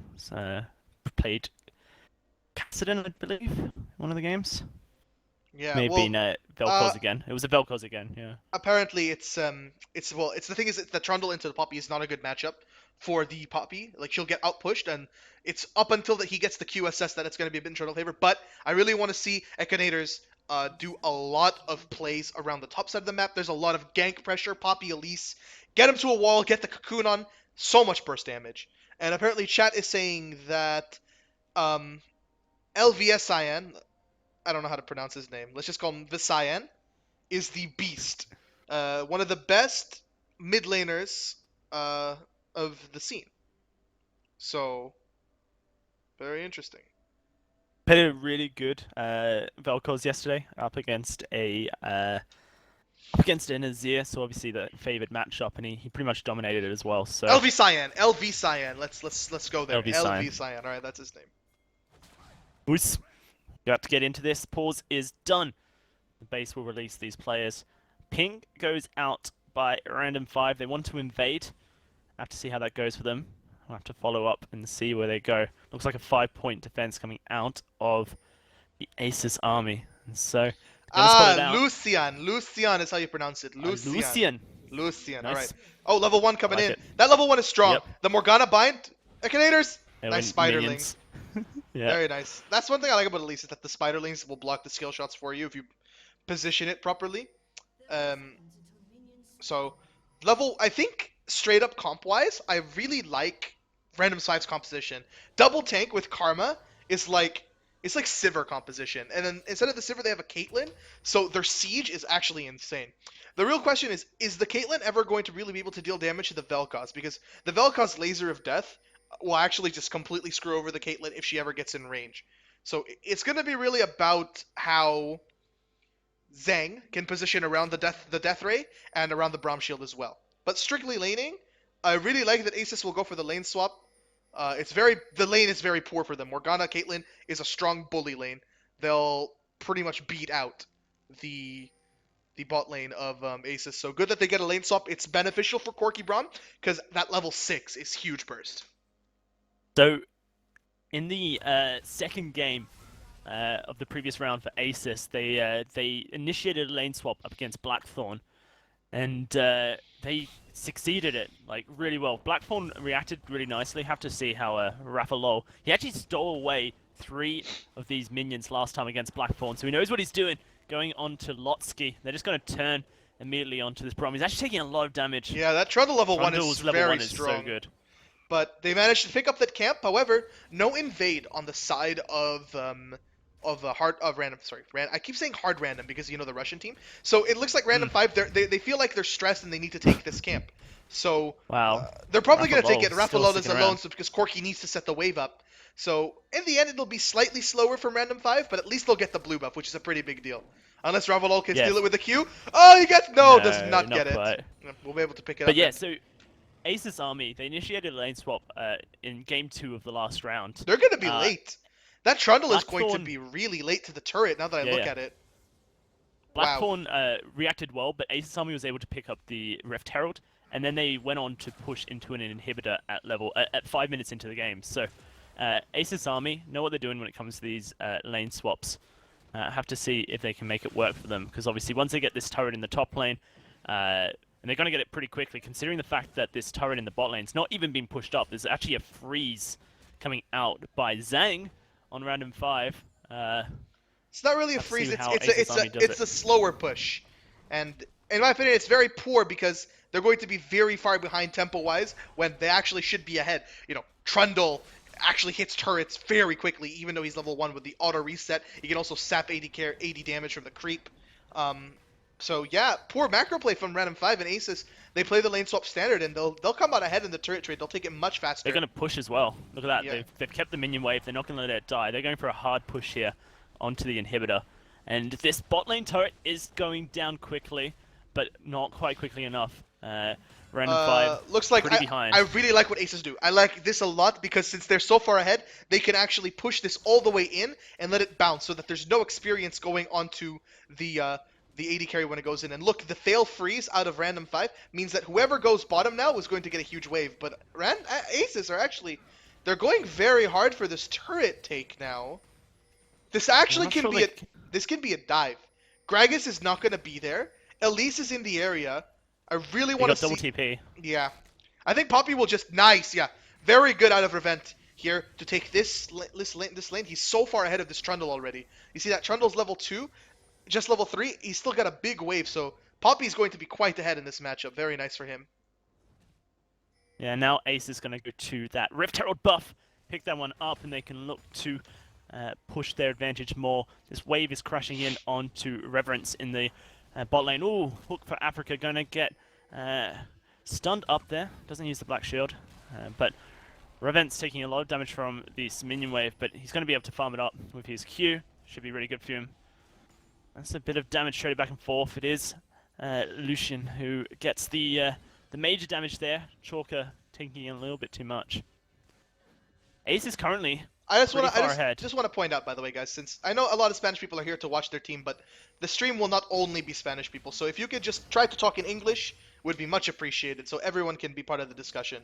Lucian in the mid lane, he's actually maxing Q. Normally, you'll see a W max from the Vel'Koz, and This is so forced by Chokka. I mean, yeah, the Gragas is just sitting in the bush. He's not really Did not helping. care. Yeah, that's unlucky. Oh, Oh, wow. actually, they're going on to They found Echinators. Elise. There's the Pillar of Filth. Aces are around. They could turn this one around, but Random 5 will respect. They will walk away. Well, take a look at this. Talker in this. It's a very weird trade that Aces are doing, or that both Aces and Random 5 are doing, is that they're trading farm on the Poppy for farm on the Corki, and on the other side, they're giving farm to the Caitlyn instead of farm to the Trundle. Wow, Chokka gonna die to that life disintegration. Wait, what the ray. hell? I missed Yeah. that out completely. Let's go back and watch that out. It's first blood going to the Vel'Koz. That's just the power, like you said, of that ultimate. Just Yeah, does so I much wasn't even damage. paying attention. There's the laser. Wow, very nice from Lucian there in the mid lane. Managed to pick that off. Trundle's pillar is Pillar of Ice, but considering the skin, we'll call it Pillar of Filth. Why TP not? coming down, so they will try to defense this bot lane turret. While Caitlyn, level 6 now. Motroko's only level 3, so Poppy level 6 as well. I think that's going to be better for the early game, but Ooh. Corki really wants levels. Keep his They're- verdict, they're going to knock them out. TP coming He in. was teleported Cocoon well lands. from Lucian onto Hook, and now he's going to fall. Asus get the kill. 5 men in the bot lane. That's going to be an easy turret for them as well. Very, very interesting there. That was a very good double TP Aces dive. Aces are playing a really good macro game, considering they've just come out of the Spanish league losing 2-0 to Pain Gaming. They've not let it affect them. They're currently just outperforming Random 5. Yeah. It's going to be very difficult for the Caitlyn to provide the same amount of pressure that a Poppy that fed is going to do. So Revent is 30 CS almost on top of the Trundle, 3 levels ahead. Caitlyn, about the same on the Corki, but I think Motroko only really needs to be like a wave clear farm bot. So if he can defense this turret, it'd be really good. He's going to definitely give it his Oh my best. god, Sang I'm is doing a tilted. lot He of missed the damage. cannon. Oh? Yeah, it's Wow. tilting. If he lands E in auto, he could actually get the kill there. He'll lose the turret. Yeah, well, he's got the turret as well, so no risk in that one. So Zhang is actually going to be, he's very strong. Like the Caitlyn is the main carry now of the team, whereas now Revent is going to be the one that needs to make things happen for Aces. He's got a massive lead. His team, they played completely around him in the lane swap. We'll hope to see. So I'm really surprised at how Lucian is playing this lane here. Chalk is playing super aggressive on the come, and you kind of have to, or else you give up your aggression and your advantage in lane. But Lucian out farming, and he just backs off every time that Chalker wants to go in with the cooldowns. He backs off. Hook from Africa is here, going to miss the binding, and that's going to be Lucian escaping once more. But he's really disciplined in this. A mid lot, lane. no, a He's lot not of pressure. over-aggressive. A lot of pressure being put on him. But he's been doing very good with both the pressure and manages to pick up a kill without a single gank coming his way. At least Vel'Koz actually sounds like a very disgusting combination. Land that stun and he'll go down. But Rafa, level 3, is sitting around helping him out. Motroko freezing top lane or slow pushing it. He's managed to pick up some levels here, but Trundle as well. So Let's see a dragon being attempted by Random 5. Looks like they're going to be able to no, secure they will this not. one. They will not fight it because 1500. Yeah. all the members. Matroko. All the members of Random 5 are in the bot lane, and Motroko was just split pushing top. Chalker looking for an engage. Got that leash. Rafa going to try and help out. But now 4 men in this mid lane. Random 5 trying to push in onto this turret. Have to see how they do. Lotsky taking a lot of damage from this Poppy. Keeper's verdict will knock him up. This will be a Lotsky solo going kill. low, but Subjugate has come out. He's Oh, healing wow, the back Trundle up, and passive. he's turning it around. Lotsky with that health back. Revent is continuing to push up, but here comes Zhang. Lotsky onto Revent. It's going to be the 1v1, and here's the ace in the hole. Revent Oh! Zhang with the kill. Damn, AD carries just really Wow, out far. Trundle is just so obnoxious to deal with that ultimate. And that's going to be a kill onto Zhang. Zhang, as you said, going to have to be the solo carry for this Random 5 team. Soaked up all that farm in the top lane during the lane swap shenanigans. So with a kill onto him, that's going to be really good. He's definitely ahead of Matroko at this point.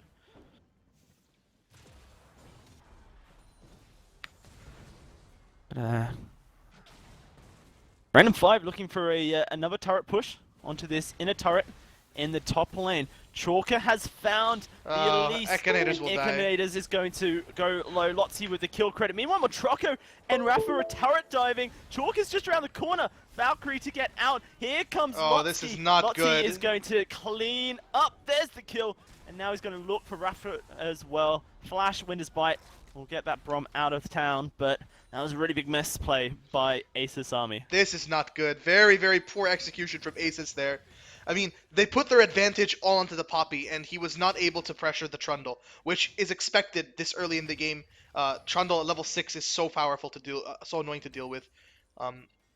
They need to be moving around as a team, not going for these like small skirmishes. Their team fight is way better, but when you go into small skirmishes with a comp that has Trundle and Gragas and stuff like that, great at 1v1s, it's going to be very poor for you. And now there's just a small siege in the mid lane. Yeah, they're looking for a kill. There's the package, Matroko, that gets flashed away from, lands a lovely prosperous bomb and do a lot of damage, but it's going to be disengaged, has to jump away from the Morgana binding. Rest of Aces have joined up in this mid lane. Maybe a potential siege from this army. Revenant's on the back line. He's got Hook from Africa locked up, and that's a lot of damage onto this Morgana. We'll make it out. Will go out. That's low health, not what you want as the siege comes through. Oh, the laser There's comes the life out. Incineration going on to Chalker, going on to Duckdora. Oh, An explosive cask will knock everyone away, but not really what you want. So, small Only siege out of Asus Aces army. there. But Continuing looks the like it will be siege by the looks of it. defended. Yeah. I mean, they want to. Corki's level 6. He's got the rocket spam. Velkoz's very good in a siege. He has maxed his Q. So the Velkoz maxing his Q means that he's going for more poke rather than lane pushing. They're gonna head to lane, get some farm for themselves. Not 100% sure Now, what Aces are looking to do next. Aces are getting 'cause pushed on a little bit. Timo Trocco is playing really safe. He's just waiting for that farm to crash into him, but Lotsky is in the top lane as well, or at least around it. He's going to get spotted out by a ward. Aces now the ones being sieged upon. Nice wave clear out of the Dorka. Velkoz. And it's a lot of wave clear on their side. But obviously with the max Q, it's a little bit less. Lotsky is waiting for a flank. Teleport is available, not available in fact, for Revent. So the siege could be successful for the Random 5 squad, and with Lucen backing, he does have teleport. They may just have to give up that turret. Red team's turret has been destroyed. Despite Teleport coming in. the early lead. Oh, the flank from the wow, Velkoz. Rafa Rafa will die though. Yeah, that was a huge soul flare. Here comes Lucian with the flank. There's the line for Disintegration Raid onto Chalk, and he's going to go down. Well played. Now by they're looking Velkoz. for the chase. Revan onto Lotsky. Nice Keeper's Verdict. And the Repel as well. They're going to try and chunk him up against the wall. Matroko has roamed down. This Corky going to do damage. Revan's with a kill credit. Nice turnaround there by Ace's army. A 2-for-1 in the end. Now I they can- can try and push it this I turret. can understand what people were talking about. When they said that What were they Lucian talking was about? really the main carry of this team. Oh yeah. I've never seen a Velkoz TP flank before. I can be completely honest with you. Gotta watch out for those, man. Yeah, he wants them, mate. He wants them. But that's going to be the turret defended, though, once more by this Random 5 squad. So turret's currently in the advantage of Random 5. Gold is currently sitting in favor of Aces Army, however. Just 1,000 gold separates these two teams. Dragon spawning in 30 seconds. It was Random 5 who secured the first one. Have to see if Aces Army will go for a second one. They have pinged it out, showing their intentions that they know it's about to spawn. Maybe they want to go for it as well. Lotsky in the top lane has teleport. Gonna be a interesting one. It's currently Random 5 who have the what is it? Positioning advantage on this dragon. Slight positioning advantage. 1,000 gold lead for Asus, though. The gold lead between Matroko and the Caitlyn, actually. It's close, but if you look at the Poppy CS over the Trundle, It's a little bit on the high side there. Maybe Poppy should go top lane and try to split versus the Trundle, and they should look to maybe get some objective control over the mid lane. Nice poke coming in.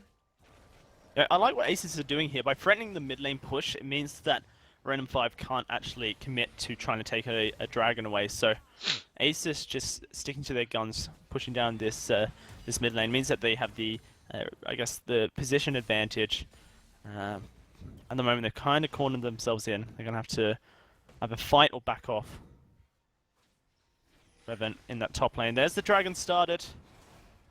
Have to see how this one goes. They pulled it out, and they've got that TP flank coming in there from Lotsky. Very poor positioning. Lucian extremely low. Revent is there as well. He's on the backline. Hook from Africa. Going to get away from this one. Keep his verdict onto Chalker and a Glacial Fisher as well. Lotsky still on the backline, looking to come in.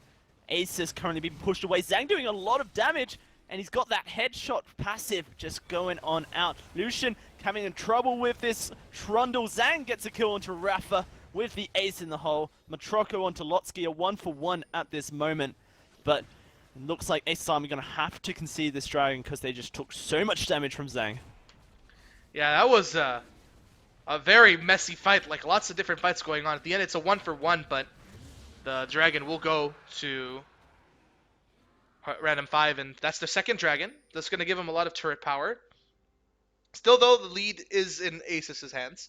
And I think fights will go a little bit better once Matroko picks up his Trinity Force. It'll add a lot of damage for the Corki. It's a very important buy. Looking like it's going to be a Rift Herald started up by Random 5, wanting to try and get that advantage. They're going to actually have to back off. It was quartered. No, just they noticed the rotation. At least has to be careful. He's 1-3-3, and there's the flash body slam onto them. He's got Rafa low here to try and back up Lucian as well. He will get away from this one. Yeah, sorry. The rest Just writing of in. Aces Army. I will turn subscriber mode off. Someone turn it on. Ooh, here comes the engage. Matroko onto Chalker. Chalker's going to go low. Lucian with the kill. Now they're looking for Hook from Africa, and he will get incinerated. Double kill for Lucian. And they get the kill in the jungle, a great place to fight when you're Vel'Koz. That's huge for Aces Army. Now they can look to pressure out. Matroko has to be careful. He's currently 1v1, doesn't have any backup. But now Aces Army can go for this Rift Herald, try and get themselves that buff, and push in the mid lane. Yeah, sorry, I don't know who put this chat in subscribers mode. I just had to turn it off for some reason. One of my mods are trolling me. Same.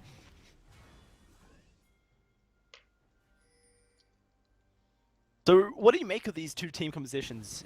You talked about it a little bit at the beginning, but now that we're kind of a little bit into it, who kind of has the upper hand when we get into the later stages of the game?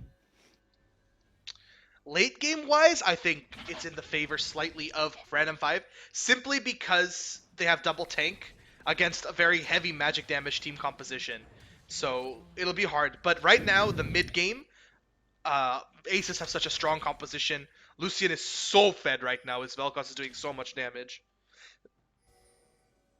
We saw Lucian play Varus as well in the first game, and he carried on that. So he really likes these poke champions, kind of, I guess, control champions that you can poke away from far, wave clear from afar.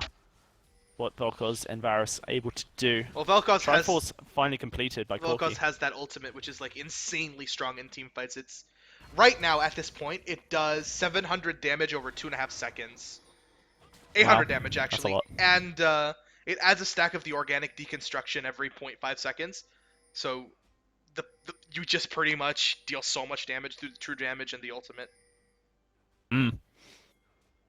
Now this is game 1 of the 3 series between Random 5 Matroko will get out of this. Army. Oh, Yeah, he actually gets binded up. Binding comes through. No one follows it up though, so Matroko will get out of this. But there's the turret push in the mid lane. Yeah, they will likely look to Aces trade Army turrets. They will likely to trade turrets with the Rift Herald that's on Lucian. TP comes in. This is gonna be Karma TP. Yeah, Lotsky though taking a lot of damage. Oh, the Cocoon as well. Wow. You're gonna get your face melted. Lucian unstoppable, but look at this. They're still pushing Random 5 onto this inhibitor turret. And Zhang just pressuring out Matroko with the ace in the hole, and he gets the kill. Now they're going on to Rafa Lol, who's flanked them. Glacial Fisher knocks up 2. Tang Takes TP coming a lot of in. damage. TP comes in from Lucian, and he's going for the kill. He gets it as well. Shut down 6 of the game. Now Hook from Africa going to get slowed up. Darkdora as well. The Elise has come through with the cocoon. Body blocking the body slam. Not quite able to do it, and Repel will miss. Reverence chasing down this Morgana, trying to find a kill onto Hook from Africa. And he looks to be able to do it. If he can dodge the binding, well, even if he doesn't dodge the binding, he should be able to just go onto him with the E. nice. There it is. Nice play by Reverence. That's a beautiful turnaround.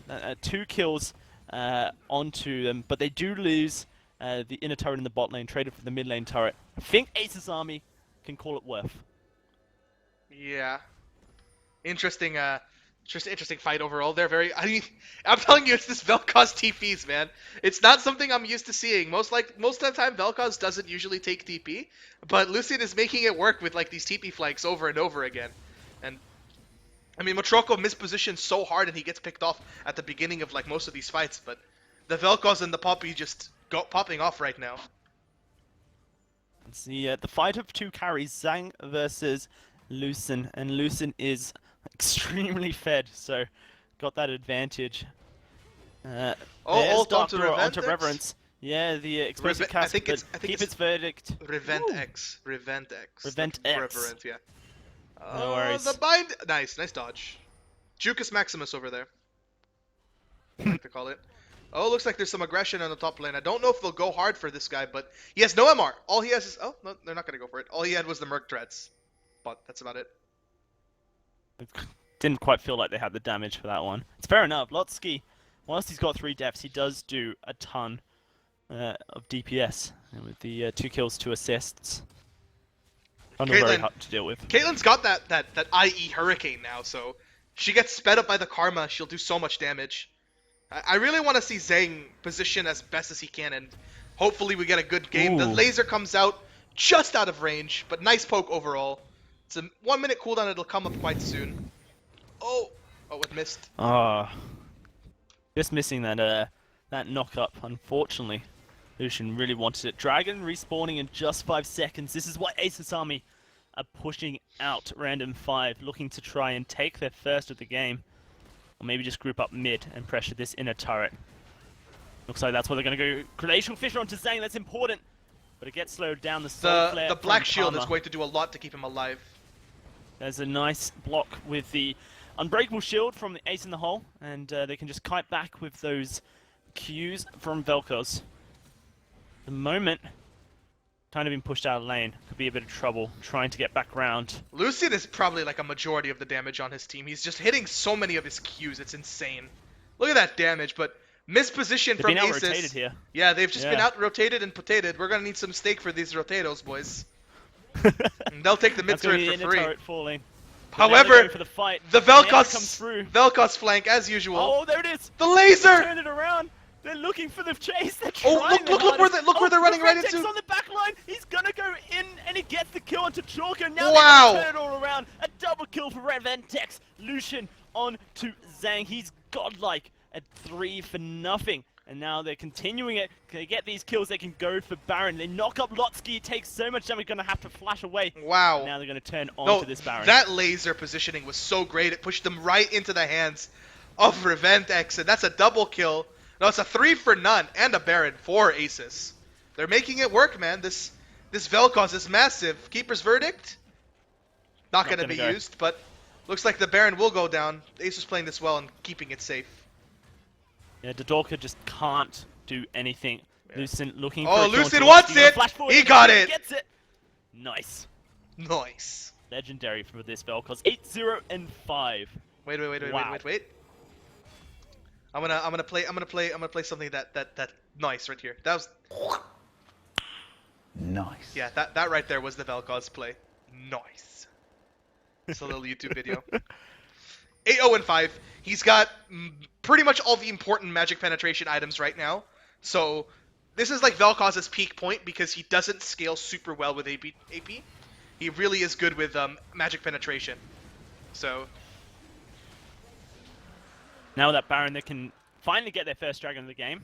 And once the third one goes down, and Ace's army in prime position to push in onto this mid lane turret. Chalker going to take a chunk of damage. Ooh. Down to 1/4 health. The package is available if Matroco wants to go for it. A bit of a risky play. Do Not it! necessary at this point. Just do for it! the fans! No, he's just Do it out for of... the mine! No, they're not going to do it. They're going to take this free turret. Lots of poke coming out of this Vel'Koz. They can take it easy. I don't think they want to fight together. I don't think they want to fight together without the Vel'Koz ultimate. It's a pretty big cooldown. Ooh, that was a huge flash by Matroco to escape out of that body slam. Dardorka not quite able to. Revendix is going to prevent Lotzi from chasing up. But yeah, it's surprising. I kind of feel like Aces can just force a fight if they want to, but they still feel a little bit shaky. They've got a 7,000 gold lead over Random 5. Microphone muted. But they're playing things really safe.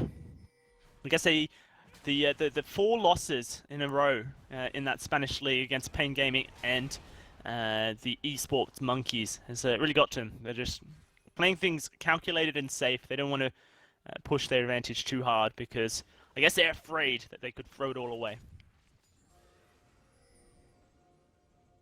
We'll have to see what they do now. Grouping up in this lane. Rapalol putting the vision down to find Hook from Africa, the last inner turret in this game. And there's a huge discrimination ray onto Hook from Africa. Lucen with his knife kill. That turret's going to fall. He cannot afford to defend it. The Baron buff. And it goes down quite easily once again for this Asus army. We continue pushing up onto this inhibitor at 27 minutes in. Looking to try and find the first one. The teleport coming out now by Reventex. Explosive Cask knocks everyone up. Rapalol onto Zhang with the Glacial Fissure. He's taking damage, but they're onto Zhang. Has to use the hill. And that's actually the kill going on to the Elise. Zhang picks that one up. Now they're going to have to try and push 4v5. They should be able to pick up this inhibitor, and then they can look to back out. And they will do so. But here comes the engage from Dardorka. Gets denied. Reviewed Keeper's verdict onto the Gragas and the Caitlyn. Microphone. Sorry, I had Aces to- army going to piece on out. Had to AFK for a second there. What did I miss? Cool. Big fight? You just missed the inhibitor. Inhibitor turret and inhibitor falling. The, Oh! Lucian looking for his 10th kill. Wow! He would just wow. Melt him! The Spanish faker. That just happened. What do you say, huh? He's actually absolutely playing super well this game. He's definitely making up for Matroco's poor performance, and Reventex Ah. gets a little bit You're caught in trouble, out. buddy. Never mind. Psych. Psych. No, but Man, this is just like they're in such a good position. If Random 5 want to contest or try to fight, they can't because Lucen will just life disintegration ray one of the members, kill them from 100 health to 0 in 1.5 seconds, and that's basically just the story for Random 5 at this moment. fucking Senkux is trolling in the chat. Okay, well, let's see. So Matroco is going to farm up. He's very far behind individually right now. Doesn't have any items, but doesn't really matter when your Vel'Koz and your Poppy are so far ahead. Vel'Koz has been part of 15 of the 16 kills on the side of Aces. I think that's a pretty big statement. Yeah, absolutely. He has the highest participation by far. Next is Matroco, in fact, with 8 compared to the 15 of his mid laner. So you weren't wrong when you said that Lucen is the carry for this team. Random 5 looking for an engage. Not going to be able to. In fact, it's Revenix going in onto Dardorka. And now Lucen Matroco's just in the looking top for lane. the perfect ray. And Matroco's There in the we top go. lane for 4v5. He does stop it. Dardorka going to fall Aces, able to pick up that kill. Now they're going to go for Chalker, Zhang, and Lotsky. Hide from Africa falls a beautiful execute by Oh, Elise, but no! he gets traded back. Zhang's turning things around. Rapalol taking the damage. Can't quite. They're push winning this up. fight Lotsky's still 4v5. in the back Matroco's line. in the top lane, just pushing. I'm gonna have to back off now, and Zhang is there. Lotsky still kind of stuck between a rock He's proxying the and wave. a Vel'Koz. He is proxying the wave. Ventex doesn't want any of that. There's a Winter's Bite. Lotsky going to get slowed down. The Pinner of Ice to knock them all up, but he's going to get stunned there, and Lotsky will fall to this Poppy Brom combo. Ventex with that one. That's a 4v5 fight 1. Asus Army. Matroko just says, peace out, guys. I'll farm top lane. And goes for the split bush there. 11,000 gold in the lead. Baron's respawning in 40 seconds, Dragon in 20. I do think that Aces have this game in the bag, though. A bit of a struggle in the early game. Yeah, I feel like Matroko is kind of letting the team down just a little bit. 40 CS behind, and as you said, he's only just completed his Infinity Edge. 4v5ing in the fights, but if your Vel'Koz is 11-0-6, does it matter? And I think Aces Army are saying no. Going for their second Dragon here. Yep. Can Very rotate nice over to for Baron them. if they want to. 31 minutes into the game, Matroko's completed 2. Able to do it in the previous fight, but he just got melted as soon as he completed his body slam combo.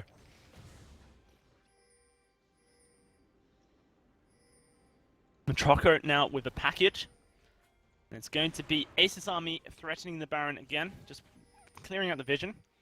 They don't really want to go full on out for it. Maybe just bait it out, maybe start it up, and then fight as soon as random army try to commit. At the moment, they're just playing a bit of a dancing game. Clearing out all the vision. Lotsky is in the bot lane, has TP available. Can go for a flank. Not quite, because there aren't any flank wards, but can teleport in, regardless.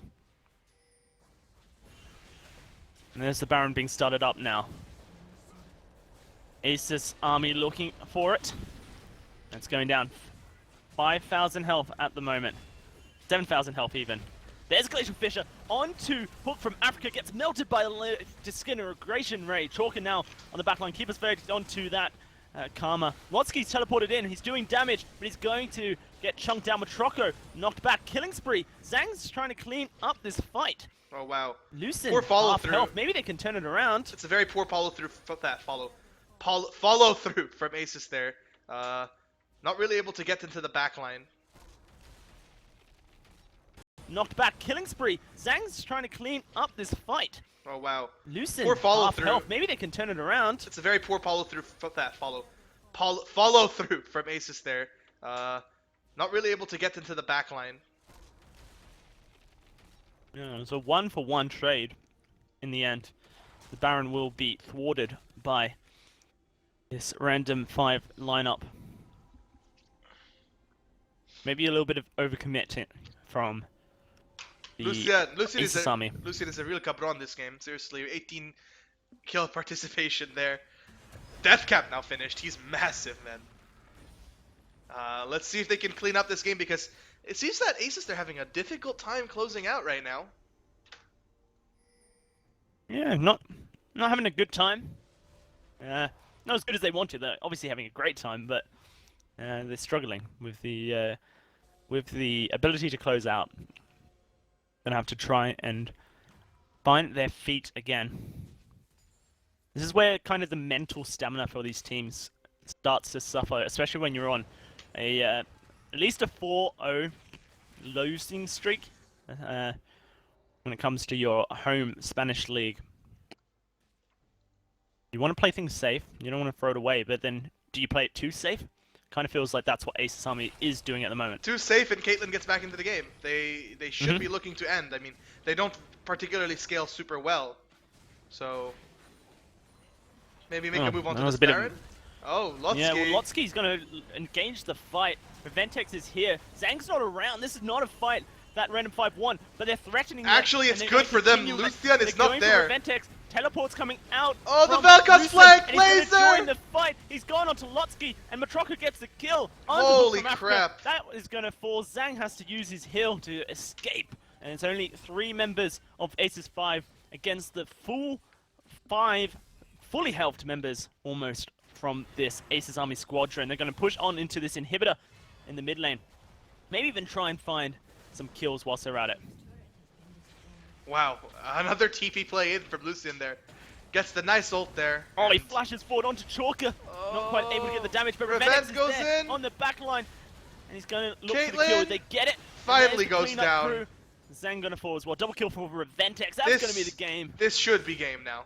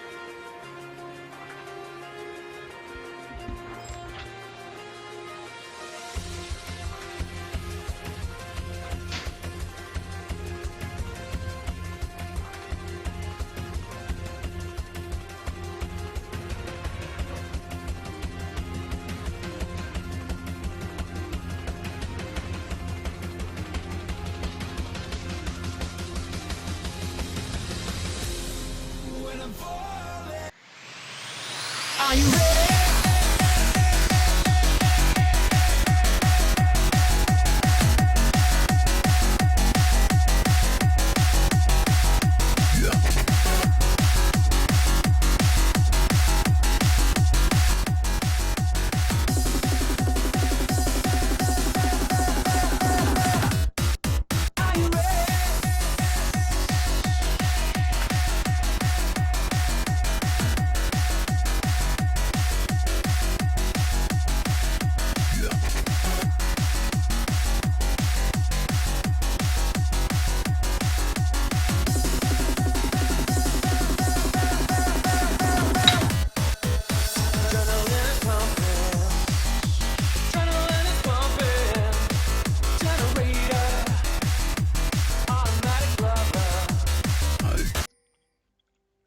Microphone Sound activated. Hello and welcome back, boys. Oh, wow. Oh, Rafalol's getting burned over here. I'm actually very happy to see this Rumble being played. Yeah, man. All Gonna right. be one of the OP picks, I think, next patch. Oh But, yeah, absolutely. have So to see sorry, if it took a Lotsky while, can make it guys. work. I went to go get some dinner because I haven't eaten yet. So my co-caster. Paella? No, not paella. It's some tuna because tuna is good for you. So you can take over and cast a little bit. So game 2, Aces won the first game. They had pretty good macro play in the first game. Hopefully they can continue the same trend here. Yeah, they definitely squeezed Random 5 out of a win.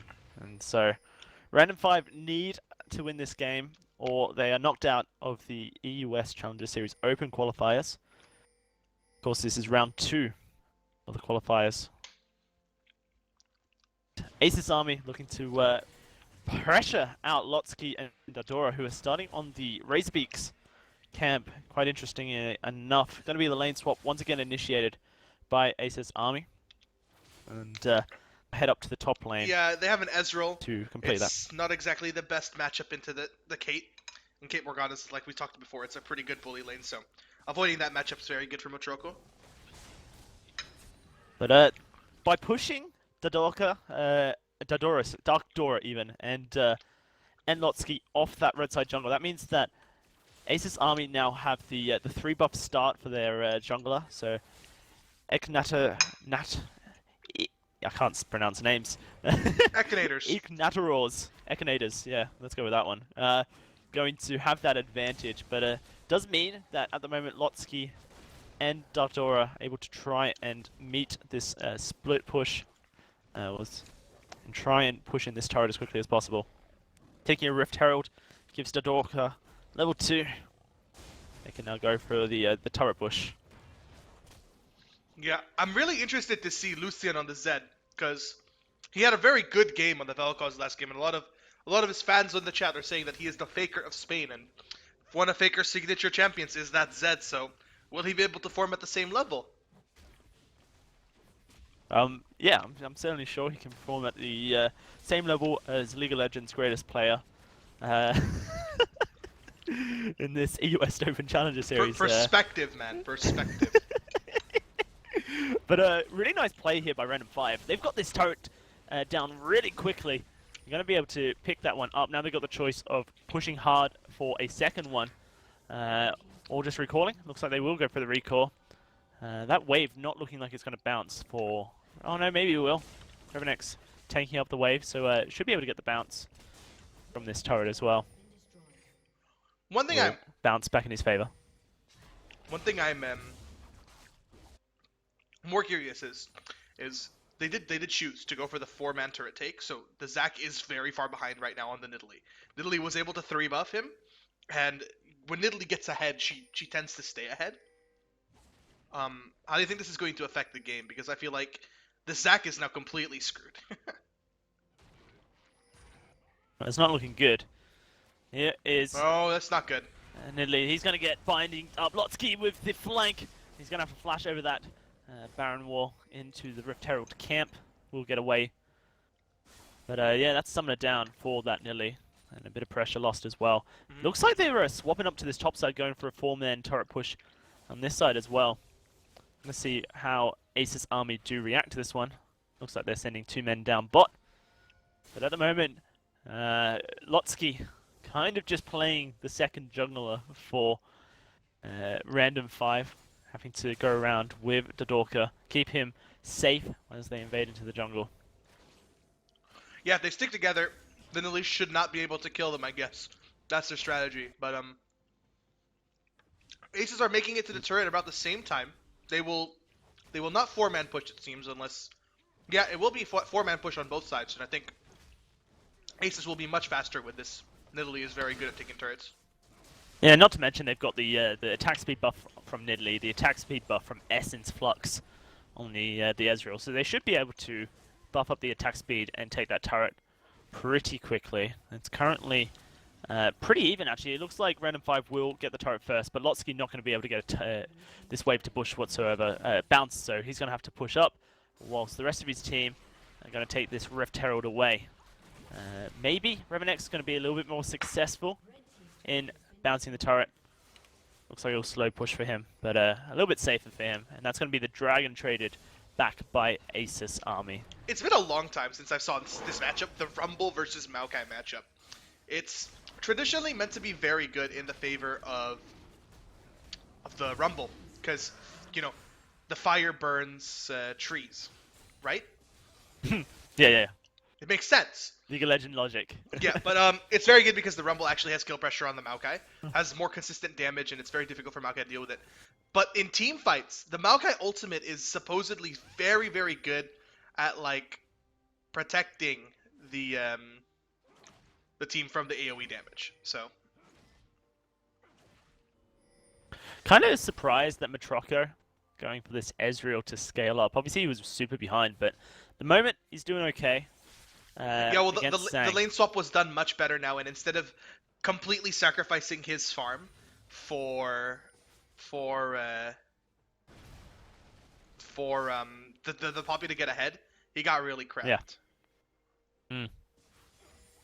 Poppy was given farm instead of the Corki. Now Hook from Africa in the mid lane. Lucian gonna use his shadow just for a bit of poke. Gonna say, get out of my lane. But really interested to see how Lucian does on this set. Yesterday we saw him on Vel'Koz and Varus. We see game 1 he played Vel'Koz again. He really likes those control mages, so now he's on the Assassin. What's he going to be able to do? Lotsky trying to steal away this red buff, but not going to be able to. It gets smited up. Remember, we're going to go empty-handed. Oh, gank him mid lane though. Looks like Random 5 looking for a collapse. They've got everyone there. Zed ult. But there's the Zed ultimate from Lucian. It's going to be a wild growth coming out of Chalker. And so Lucian not going to get anything for that whatsoever. Ultimate traded. Yeah, no, this is actually very good for because the Zed ult down means that he has no more kill pressure on the Lulu. Even though the Lulu did trade her ult, it doesn't really matter. You only need the Lulu ult to protect yourself from the Zed. So we'll just have to see how that goes from there. Matroko is doing good for himself. The Maokai at least is getting farm. Overall, it's a very even lane swap, but the main thing that we need to talk about is that the Nidalee is considerably farther ahead of the Zac. And that's going to be a problem. Because of that, Dodorka, the second blue buff, now Chalker in a bit of trouble. They're going to have to flash away from the gank. Zhang pushing down on this bot lane, doing a bit of damage to Rapala. Won't be able to break through that shield there. So turret will survive for another day. Lotsky is there though. They've got the level 4 Rumble. Oh, they don't. Lotsky's actually level 4. Yeah, I'm gonna say Equalizer would have been fantastic for turret diving, but without it, they've not got that much threat. Lotsky's kind of being a bit messed over here with the lane swap, because that's 2-level disadvantage for him. Reventex just hitting level 6, going to have that vengeful Maelstrom available. And so this favorable matchup for Random 5 in the Rumble versus Maokai kind of been lost a little bit. This lane swap not going to plan. Now, Eknatus in a bit of trouble. Elastic Slingshot, going to come through, not going to be hit. Dodges that one out. Let's bounce though. Wow, well played by him. Going to bounce out of there. Yeah. Really nicely played. Didn't have to burn flash this time. 3 of hard random 5 are going to make it to the mid lane because the Maokai is freezing in the bot lane. Revent is just farming way further ahead. Wow, it's a 30 CS lead almost. 20 CS lead. the top lane. Lotsky's really far behind. Yeah, considerably further behind. Gonna have to see what that means, though. Gonna have this wave pushed into him in the top lane, so gonna be able to soak up some farm and CS. And it doesn't look like Matroko is going to pressure him at all. Actually, looks like he might do. Oh, there's Deathmark that comes onto in. Zhang. Nice Gonna flash to straight flash out. away. Here comes the... yeah, Zhang gonna get wild growthed up, but here comes Dodorka onto Nidalee. Can't pronounce that name. And they're going to disengage that fight. Nicely played by Dodorka. Yeah, I don't understand Zhang why. able to survive I don't through know the why wild growth. aces are going for these fights while the Maokai's freezing. They don't need to force that hard. They just need to play defensively, but now they're without cooldowns. Maybe it was just like the trade equally because Motroko is, I mean, he's pushing out this Rumble, level 8 to level 5. They're denying a lot, and I'm saying a lot of experience out of the Rumble and the, just in general. Like, right now, basically, aces are farming 3 lanes, and, oh wow! Oh, wow! That's first blood for Lucy. First blood from the Spanish faker right there. That was He insane. finds a kill. Yeah, that was very nice Without of the him. death mark, just jump straight on. Doesn't need the death mark. He got the Thunderlord's proc and the contempt for the weak passive, which is, I mean, people don't really like to consider that a lot of damage, but it is a considerable amount of damage. It's 6 to 10% of the target's maximum health. So very nice play from him there. This is a much slower game than the one we saw in the first game of the series. Ace is playing very safe, but they're pressuring out. They've got a decent lead. Eco and Rap are going to attempt to take this Rift Herald. Matroko is here as well. They should be able to get that one fairly easily, uncontested. Dragon up in 24 seconds. Ward being placed at the moment by Hook from Africa. I have to see if Ace's army going to attempt to try for this dragon, or if they're just going to let it go. At the moment, they're in a good spot. 2,000 gold up. Yeah, but this is one thing I really like about Zed, just in general, against AP champions. If you take a look at all his items, they're all super cheap. These are all like 1,200 gold items. They all build into his necessary items, and they're literally just longsword combinations. Like, to build these items, you need 5 longswords and a non-magic mantle. It's super efficient for the laning phase, which is why Zed is like really, really good against other AP champions.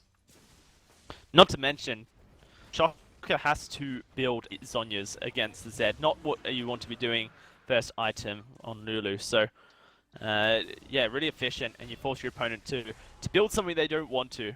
And considering he's ahead with that kill onto Hook from Africa, it's going to be trouble. Now that QSS doesn't remove Deathmark as well, that's going to be fun for Lucen. It still does. It still does. Okay, it still does. It hasn't Quite. been changed yet. So, Lucian My still bad. has some counterplay. Choco takes a big chunk of damage. Targons comes through. Zhang in a bit of trouble. Here comes Eco onto this Caitlyn. He's going to just get out. The True Shot Barrage doesn't connect. Lotsky, though, going to get locked up. Nah, he won't. That's a good binding from Hook from Africa to prevent the engage coming through from Asus. But Random 5, they're currently 3,000 gold down. Looks like this turret going to be contested quite nicely with that Doom's Eve buff. Dorka looking for an engage. He's got to knock up 2. Let's bounce them under the turret. And now the turret tanking up. Ruffer going to get out, though. Brom stands behind you. In front of you, in fact. And meanwhile, this matchup between the Rumble Maokai, 40 CS, almost 50 CS lead for the Maokai, and a 2-level advantage still. It's not fun for Lotsky. Yeah, 3,000 gold lead for Asus now. They're doing considerably well in this game.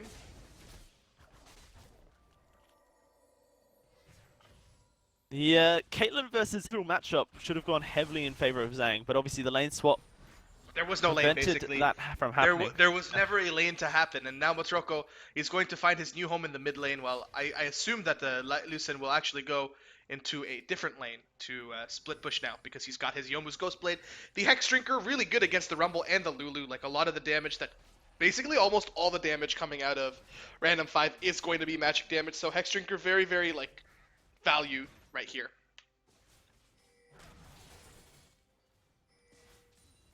Yeah, have to see how Random 5 able to deal with this this deficit that they've themselves into. Only 1 kill in the game, 2 turrets and a dragon each for these teams, but Ace is farming considerably better. A lot of it is in that top lane and that jungle as well. Lily obviously out farming the Zac. They've got a 2-level advantage, so Random 5 in a pretty dangerous spot. 2 lanes are losing terribly, and there's not much you can do about it.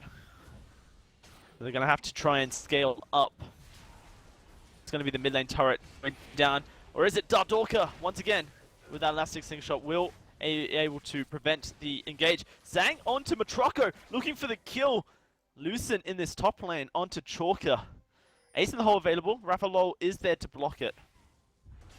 Oh, the So, ultimate True comes Shot out! Barrage helps Oh, clear the wow. wave. Not quite able to get Though, kill. look, Dark Dora's in the top lane.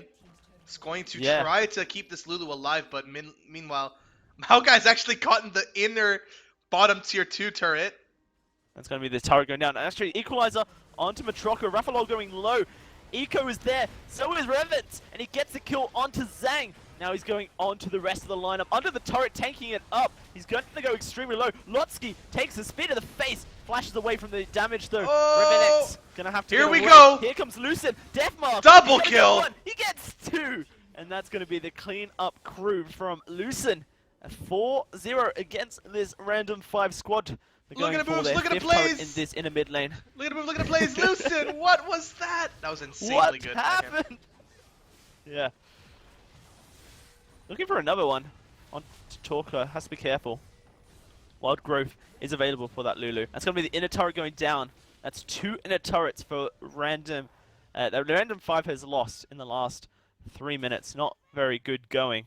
And the gold lead pushed to 8,000 at Yeah. 17 minutes in. Ace is having a much cleaner just game in general. It's not even just the early game. Because the first few minutes of the game were very good by Aces, but now they're being able to push it through and follow through on their early game advantages. And look, like, the Nidalee is so far ahead of the Zac. He's 3 levels actually ahead of Dark Dora. Maokai is 3 levels ahead of the Rumble. Ezreal is ahead in CS against the Caitlyn who wants to be ahead. And the Zed, he's just popping off this game. And, like, I guess this is a much cleaner Aces than people, I think, in general were expecting. Yeah, Aces, No. they played well. Oh my god, look Look at that from Africa. damage. Going to be caught out. He's going to get wild growth, but he's going to fall. Matroko gets the kill. Now Lotsky in a bad position. Dodorka all by yourself, and you elastic slingshot in. You're going to get blobbed. Who will they give the kill over to? Going to be a fight for that That's- one. Double kill going over to Eco. I think they would And do they're picking Baron the if Rift Zed Herald. wasn't bot, but that's not even Baron, it's a Rift Herald. Wow, my 17 mistake. minutes, 18 minutes in the game. Meanwhile, and Zed they're in the 7-0 bot up. lane, if anyone goes to fight him there, they'll just straight up die. Yeah, well, he's gone on to this inhibitor. Going to actually back off now. So that's Rift Herald and over to Aces. Maybe just group up top and try and push this wave into the final inner turret. Have to see where they go. It's going to be Rafa following his Nidalee over the wall. Nice little play there. Going to clear that pink ward out. But wow, Random 5, they're 10k gold down. And if last game was hard for them to come back from, well, this one's even harder. Oh no, this game is pretty much like done right now. They need way more items like this Rumble. He went straight for a Rylai's instead of any penetration items. So he's not going to be doing as much damage, and I think the Rylai's is flashes away. I think that the Rylai's is actually it's a bit of a trap buy for Rumble because slows don't stack anymore, so it doesn't affect on your E or your ultimate, just your Q, which isn't as big of a deal. It's not slot efficient anymore. If that makes sense. Yeah, makes sense indeed. That's the last inner turret taken by Aces. They've got 11,000 gold up on their opponents. Lucent just split pushing the bot lane. And Chalker not having a good time trying to Well, yeah, Zed clear can this pretty Lucian much out. permanently stay in the bot lane with his item build right now. Ooh, Oh, Dodorka. Dark Dora is You're going to in get a bad ulted. place. Yeah, there's the Oh! Deathmark. He's going to follow up. No. Actually, just go back to his ult shadow. Was So going to see if he could get near enough to deal some damage. Was too far off though. that's the Dragon live. Looks like Ace is going to group up. look to contest that one in just a little bit. Will be their second. Give them some extra damage on these turrets, so they can try and take out the inhibitors even quicker. Lucent just 1v2ing at the moment, but Revenex is in the backline. It's about to come through. And Wildgrove comes out of Chalker, going to get away from that one. Whimsies to safety. But Dragon will fall. Eco able to take that by themselves. And 12,000 gold up now by Asus Army. This is kind of the stomp that we saw yesterday, Ram. Well, I saw yesterday. You may have not seen it, but Asus Army, when they get going, they get going, and well, they've got going. I mean, A this nice is, coherent analyst there. This is like, I mean, there's not really much to say. It's just that Asus are actually playing like they woke up. It feels like they're communicating much better now. They're pulling themselves off tilt because they did lose right before this series started. 0-2 to Pain in the Spanish league, I believe it is. So a little bit of resilience coming out of them to actually pull themselves out and play a lot better in the second game to maybe hopefully close off this series 2-0. Looks like Well, they're Baron's gonna go going to for be this started. 21-minute Baron for Asus. Yeah, and I like what Lucen's not Asus are there. doing. Look, he's going for a flank. Yeah, that's why he's not there. Ah. Because he will try to flank them and force them off because, look, only Rumble is actually able to make it. But the Maokai is so tanky that it'll literally take them so long. Oh, he's Hook going from in! Africa is going to go. There's the death mark onto Chalker, but he gets polymorphed, and he's going to go low. Ace in the hole coming out as well. Still going to get hit. Oh, he's got Hook it! from Africa going to He's fall got on it! the backline. Lucian gets the kill, and that's the Baron as well for this Asus team. What a play by Lucen. What a play by Asus. They're 15,000 gold up. I think my Oh, voice they can't just be stopped. my voice just went up like 30 decibels there. That was an insane play. We're gonna watch that again. Let's watch that again, actually. Holy crap! That was the hokey pokey coming out of Okay. Lucen there. You put your death mark in, and your death mark out. Living Shadow in, and a surrender at 21 minutes from Wow. Random 5. They forfeit their game. Asus Army with the 2-0, and they're going to proceed to round 3. Wow. So that's it. That's game, right? They just get the Baron and end the game. They don't end the game. It's a forfeit. Yeah, they straight up. They just straight up FF there. Wow, what Yeah. an insane play. So, I would be on tilt after that Z play. That was amazing. I mean, The hokey pokey by Lucen. Yeah, he Guys, goes gonna in, have to goes learn out. that one. I need to learn how to do that. So, I mean, that's it. That's game. They FF here. There we go. 2-0. Aces just 2-0 their opponents, and I mean, I'm sure the Spanish community can be a little bit happy, especially since Fnatic Academy did beat E-Monkeyz 2-1. A bit of a closer series than this one, though. So, I honestly think. Okay, well, we're gonna take 5. And we'll be back and decide what we're going to do next, what game we're going to cast. So, my name is Brokenshard. You can follow me on Twitter at DTBrokenshard, and my co-caster Dowsy at XDowsy. We'll be back in 5 minutes. Microphone muted. Atomic, atomic.